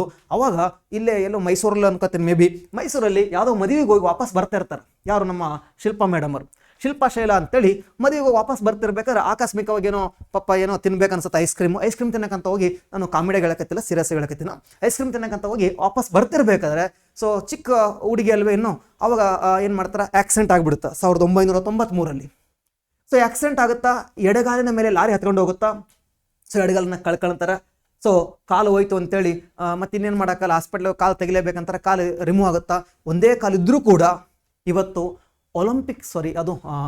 ಗ್ಲಾಸ್ಗೋದ ಕಾಮನ್ವೆಲ್ತ್ ಕ್ರೀಡಾಕೂಟದಲ್ಲಿ ಕಂಚಿನ ಪದಕಕ್ಕೆ ಚುಂಬನವನ್ನು ನೀಡಿದ್ದಾರೆ ನಮ್ಮ ಕನ್ನಡತಿ, ನಮ್ಮ ಐ ಥಿಂಕ್ ಮೈಸೂರು ಜಿಲ್ಲೆಯವರು ಅನ್ಕೊಳ್ತೀನಿ, ಮೈಸೂರು ಜಿಲ್ಲೆಯ ಅದು KR ನಗರ ತಾಲೂಕು ಇರ್ಬೋದು, ಮೈಸೂರು ಜಿಲ್ಲೆಯವರು, ನಮ್ಮ ಕರ್ನಾಟಕದವರು. ಸೊ ಶಿಲ್ಪಾ ಶೈಲ್ ಅಂತೇಳಿ ಇವರು ಶಾರ್ಟ್ ಪುಟ್ಟಲ್ಲಿ 57 kg ವಿಭಾಗ ನೋಡ್ರಿ, ಇವ್ರದ್ದು ಅದೇ ವಿಭಾಗ.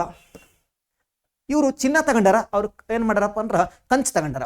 ಇರ್ಲಿ, ಹಾಗಾದ್ರೆ ಇನ್ನು ಸೋಮನ್ ರಾಣಾ ಚಿನ್ನಕ್ಕೆ ಮುತ್ತಿಟ್ಟಿದ್ದಾರೆ. ಇನ್ನು ನಮ್ಮ ಚಿನ್ನದ ಹುಡುಗ ಮಿಸ್ ಆಗಿದೆ ಚಿನ್ನ, ನೆಕ್ಸ್ಟ್ ಪಾಪ ಏಷ್ಯಾಡಲ್ಲಿ ಗೆಲ್ತಾರೆ ಬಿಡ್ರಿ, ಪರವಾಗಿಲ್ಲ, ಬೆಳ್ಳಿಯನ್ನ ಗೆದ್ದಿದ್ದಾರೆ. ಇನ್ನು ಶುಭಮ್ ಜುಯಾಲ್ ಅವರು ಕೂಡ ಬೆಳ್ಳಿಯನ್ನ ಗೆದ್ದಿದ್ದಾರೆ. ಇನ್ನು ಪ್ರವೀಣ್ ಚಿತ್ರವೇಲ್ ಬೆಳ್ಳಿಯನ್ನ ಗೆದ್ದಿದ್ದಾರೆ. ಇನ್ನು ಮುರಳಿ ಶಂಕರ್ ಬೆಳ್ಳಿಯನ್ನ ಗೆದ್ದಿದ್ದಾರೆ. ಇಲ್ಲಿ ನೀವು ನೋಡ್ಕೊಳ್ಳಿ, ಇವೆಲ್ಲ ಏನಪ್ಪಾ ಅಂತಂದ್ರ ನಮ್ಮ ಅಥ್ಲೆಟಿಕ್ಸ್ ಗೇಮ್ಸ್ಗಳೇ.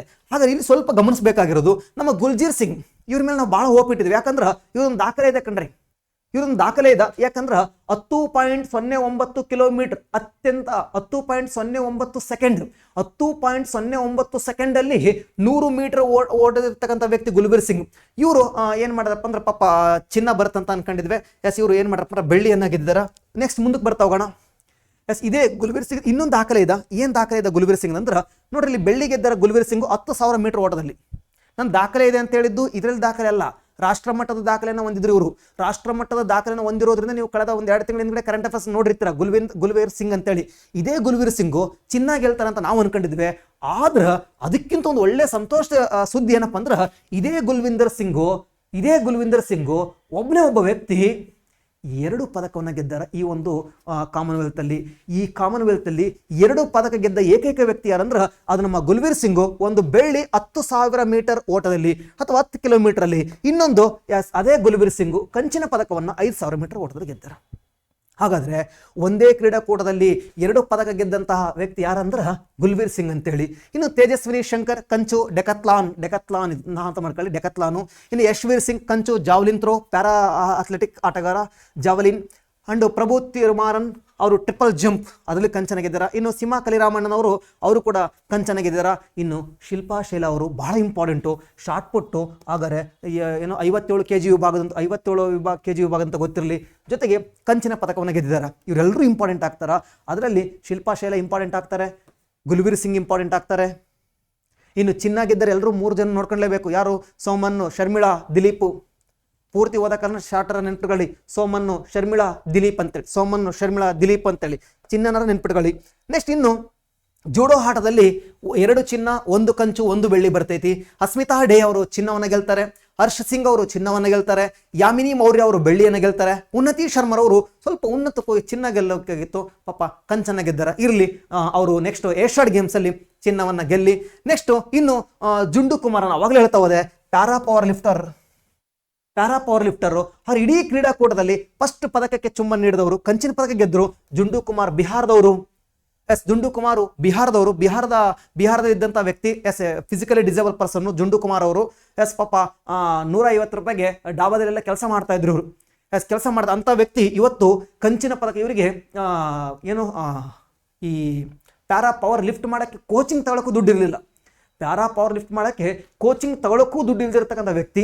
ಸೊ ಹೋಟೆಲ್ಗಳಲ್ಲಿ ಕೆಲಸ ಮಾಡ್ಕೊಂಡು 100-150 ರೂಪಾಯಿಗೆಲ್ಲ ಕೆಲಸ ಮಾಡ್ಕೊಂಡು ಬಂದಿರೋ ದುಡ್ಡಲ್ಲಿ ಹೋಗಿ ಕೋಚಿಂಗನ್ನು ತಗೊಂಡು ಇವತ್ತು ಯಾವ ಲೆವೆಲಿಗೆ ಹೋಗಿದ್ದಾರೆ ಅಂದ್ರೆ ಕಾಮನ್ವೆಲ್ತ್ ಕ್ರೀಡಾಕೂಟದಲ್ಲಿ ಕಂಚಿನ ಪದಕವನ್ನು ತಗೊಂಡು ಬಂದಿರಕಂಡ್ರಿ. ಸೊ ನೆಕ್ಸ್ಟ್ ಮೇ ಬಿ ಇವರಿಗೆ ಏನು ಮಾಡ್ಬೋದು, ಖೇಲ್ ರತ್ನ ಪ್ರಶಸ್ತಿನೋ ಅಥವಾ ಅರ್ಜುನ್ ಪ್ರಶಸ್ತಿನೋ ಅಥವಾ ಯಾವುದೋ ಪ್ರಶಸ್ತಿನ ಕೊಡ್ತಾರ. ಅವಾಗ ಇವೆಲ್ಲ ಬೇಕಾಗ್ತವ. ಇವಾಗಲೇ ಈ ಹೆಸರುಗಳನ್ನ ಈ ಸ್ಪೋರ್ಟ್ಸನ್ನು ಓದ್ಕೊಂಬಿಡಿ, ಇದನ್ನ ತಲೆ ಕೆಡಿಸ್ಕೊ ಹೋಗ್ಬೇಡಿ. ಇದು ನೋಡ್ಕೊಳ್ಳಿ, ಜುಡೋ ಆಟಗಾರ ಯಾರು. ಸೊ ಜುಂಡು ಕುಮಾರ್ ಅವರು ಜುಡೋ ಅಲ್ಲ, ಜುಂಡು ಕುಮಾರ್ ಅವರು ಪ್ಯಾರಾ ಪವರ್ ಲಿಫ್ಟಿಂಗ್. ಇವ್ರು 4 ಜನ ಜುಡೋ, ಇದು ಪ್ಯಾರಾ ಪವರ್ ಲಿಫ್ಟಿಂಗು. ಇಷ್ಟು ನಿಮ್ಗೆ ಏನಾಗಿರಲಪ್ಪ ಅಂತಂದ್ರೆ ಹಾಗಾದ್ರೆ ಏನೇನು ಪ್ರಶಸ್ತಿಯನ್ನು ಯಾರು ಗೆದ್ದಾರ ಅಂತ ನಿಮಗೆ ಗೊತ್ತಿರಲಿ. ಎಸ್ ಇನ್ನು ಒಂದು 2 ನಿಮಿಷ ಹೇಳ್ಬಿಡ್ತೀನಿ. ನಮಗೆ ಅದು ವಿದ್ಯಾಪೀಠ ಸ್ಟಡೀಸ್ ಆ್ಯಪಲ್ಲಿ ನಿಮಗೆ ಸಮಗ್ರ ಕರ್ನಾಟಕ ಭೂಗೋಳಕ್ಕೆ ಸಂಬಂಧಪಟ್ಟಂತೆ ಒಂದು ಕೋರ್ಸ್ ಆರಂಭ ಆಗಿದೆ. ನೀವೇನು ಮಾಡ್ಬೋದು, ಚಾಪ್ಟರ್ ವೈಸ್ ಎಲ್ಲ ಕಾನ್ಸೆಪ್ಟ್ಗಳಲ್ಲಿ ಕವರ್ ಆಗ್ತಾ ಹೋಗ್ತವೆ. ಕರ್ನಾಟಕಕ್ಕೆ ಸಂಬಂಧಪಟ್ಟ ಹಾಗೆ ಎಲ್ಲವೂ ಕವರ್ ಆಗ್ತಾ ಹೋಗ್ತವೆ. ಇಲ್ಲಿ ಯಾವುದೋ PCಗೆ ಅಥವಾ PSIಗೆ ESI ಅಂತ ಮಾಡಿರೋದಲ್ಲ.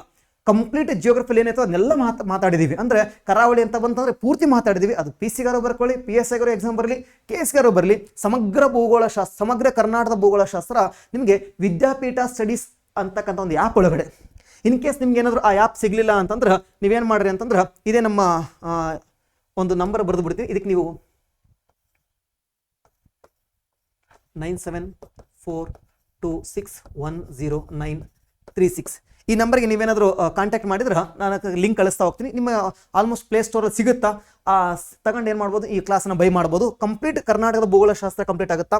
ಅದೇ ರೀತಿಯೇ ಇದನ್ನು ಕ್ಲಾಸಸ್ನ ಸ್ಟಾರ್ಟ್ ಮಾಡಿಲ್ಲ, ತುಂಬ ಜನರ ಬೇಡಿಕೆ ಇದೆ. ಸುಮಾರು ಆಲ್ರೆಡಿ ನಮ್ಮ ಕರ್ನಾಟಕದ ಭೂಗೋಳಶಾಸ್ತ್ರವನ್ನು ಸುಮಾರು ಒಂದು 800-900 ಜನ ಬೈ ಮಾಡಿ ನೋಡ್ತಾ ಇದ್ದಾರೆ. ಎಸ್ ಈ ಅವರೆಲ್ಲರ ಬೇಡಿಕೆ ಆಧಾರದ ಮೇಲೆ ಇಂಡಿಯನ್ ಜಿಯೋಗ್ರಫಿಯನ್ನು ಇನ್ನು ಕೆಲವೇ ದಿನಗಳಲ್ಲಿ ಮೇ ಬಿ ಆಗಸ್ಟ್ 2nd ವಾರದಲ್ಲಿ ನಾವು ಸ್ಟಾರ್ಟ್ ಮಾಡ್ತಾ ಹೋಗ್ತೀವಿ. ಈಗ ಬೇಕಾದ್ರೆ ನೀವು ಬೈ ಮಾಡ್ಕೋಬಹುದು. ಸುಮಾರು ಒಂದು ಇಂಡಿಯನ್ ಜಿಯೋಗ್ರಫಿ ಒಂದು 6 ತಿಂಗಳು ಇರ್ತಾ ಹೋಗುತ್ತಾ. 6 ತಿಂಗಳು ವ್ಯಾಲಿಟಿಯಲ್ಲಿ ನೀವು ಯಾವಾಗ ಎಷ್ಟು ಸಾರಿ ಬೇಕಾದ್ರೂ ನೋಡ್ಕೊಂಡು ಹೋಗ್ಬೋದು. ಇನ್ನು ಪ್ರಾಕೃತಿಕ ಭೂಗೋಳಶಾಸ್ತ್ರ ಲ್ಯಾಂಡ್ ಸರ್ವೇಸ್ ಎಕ್ಸಾಮ್ಸ್ ಹುಡುಗರು ಭಾಳ ಕೇಳ್ತಾ ಇದ್ದಾರೆ. ಯಾಕಂದ್ರೆ 10 ಮಾರ್ಕ್ಸಿಗೆ ಆಪ್ಷನಲ್ ಸಬ್ಜೆಕ್ಟಲ್ಲೂ ಕವರ್ ಆಗುತ್ತಾ. ಸೊ ಈ ಲ್ಯಾಂಡ್ ಸರ್ವೆಗೆ ಸಂಬಂಧಪಟ್ಟಂತ ಕೂಡ ಒಂದು ಕೋರ್ಸನ್ನು ಇನ್ನೊಂದು 2-3 ಡೇಸಲ್ಲಿ ಸ್ಟಾರ್ಟ್ ಮಾಡ್ತೀವಿ. ಈ 3 ರೆಡಿ ಇದ್ದಾವೆ. ಈ 3 ನೀವೇನು ಮಾಡ್ಬೋದಾದ್ರೆ ಬೈ ಮಾಡ್ಬೋದು. ನಾನು ಕ್ಲಾಸ್ ಆ್ಯಡ್ ಮಾಡ್ತಾ ಹೋಗ್ತೀನಿ, ನೀವು ನೋಡ್ಕೊಂತ ಹೋಗ್ಬೋದು. ಇಷ್ಟು ಕಾಮನ್ವೆಲ್ತ್ ಕ್ರೀಡಾಕೂಟಕ್ಕೆ ಸಂಬಂಧಪಟ್ಟಂಥ ಮಾಹಿತಿ. ಮುಂದಿನ ದಿನಗಳಲ್ಲಿ ಇದೇ ರೀತಿಯ ಹೊಸ ವಿಚಾರಗಳನ್ನು ತಗೊಂಡು ನಿಮ್ಮ ಮುಂದೆ ಬರ್ತಾ ಹೋಗ್ತೀನಿ. Thank you. ವಿಡಿಯೋವನ್ನು ಸಬ್ಸ್ಕ್ರೈಬ್ ಮಾಡಿ, ಶೇರ್ ಮಾಡಿ. ಯಾಕೆ ಸಬ್ಸ್ಕ್ರೈಬ್ ಮಾಡಿ ಅಂತ ಹೇಳ್ತೀನಿ ಅಂತಂದ್ರೆ, ಸೊ ನಮಗೂ ಒಂದು ನಿಮ್ಮಿಂದ ಒಂದು ಕಾಣಿಕೆ ಅಷ್ಟೇ. ಸೊ ಸಬ್ಸ್ಕ್ರಿಪ್ಷನ್ ಜಾಸ್ತಿ ಆದಷ್ಟು ನಮಗೇನಾಗುತ್ತಾ ಸ್ವಲ್ಪ ಜಾಸ್ತಿ ಇನ್ನೂ ವಿಡಿಯೋ ಮಾಡಬೇಕು ಅನ್ನೋ ಒಂದು ಆಸಕ್ತಿ ಬರ್ತಾ ಹೋಗುತ್ತಾ. ಹಿಂಗಾಗಿನೇ ಏನು ಲೈಕು ಸಬ್ಸ್ಕ್ರೈಬ್ ಅದೇನೋ ಮಾಡಿ. Thank you.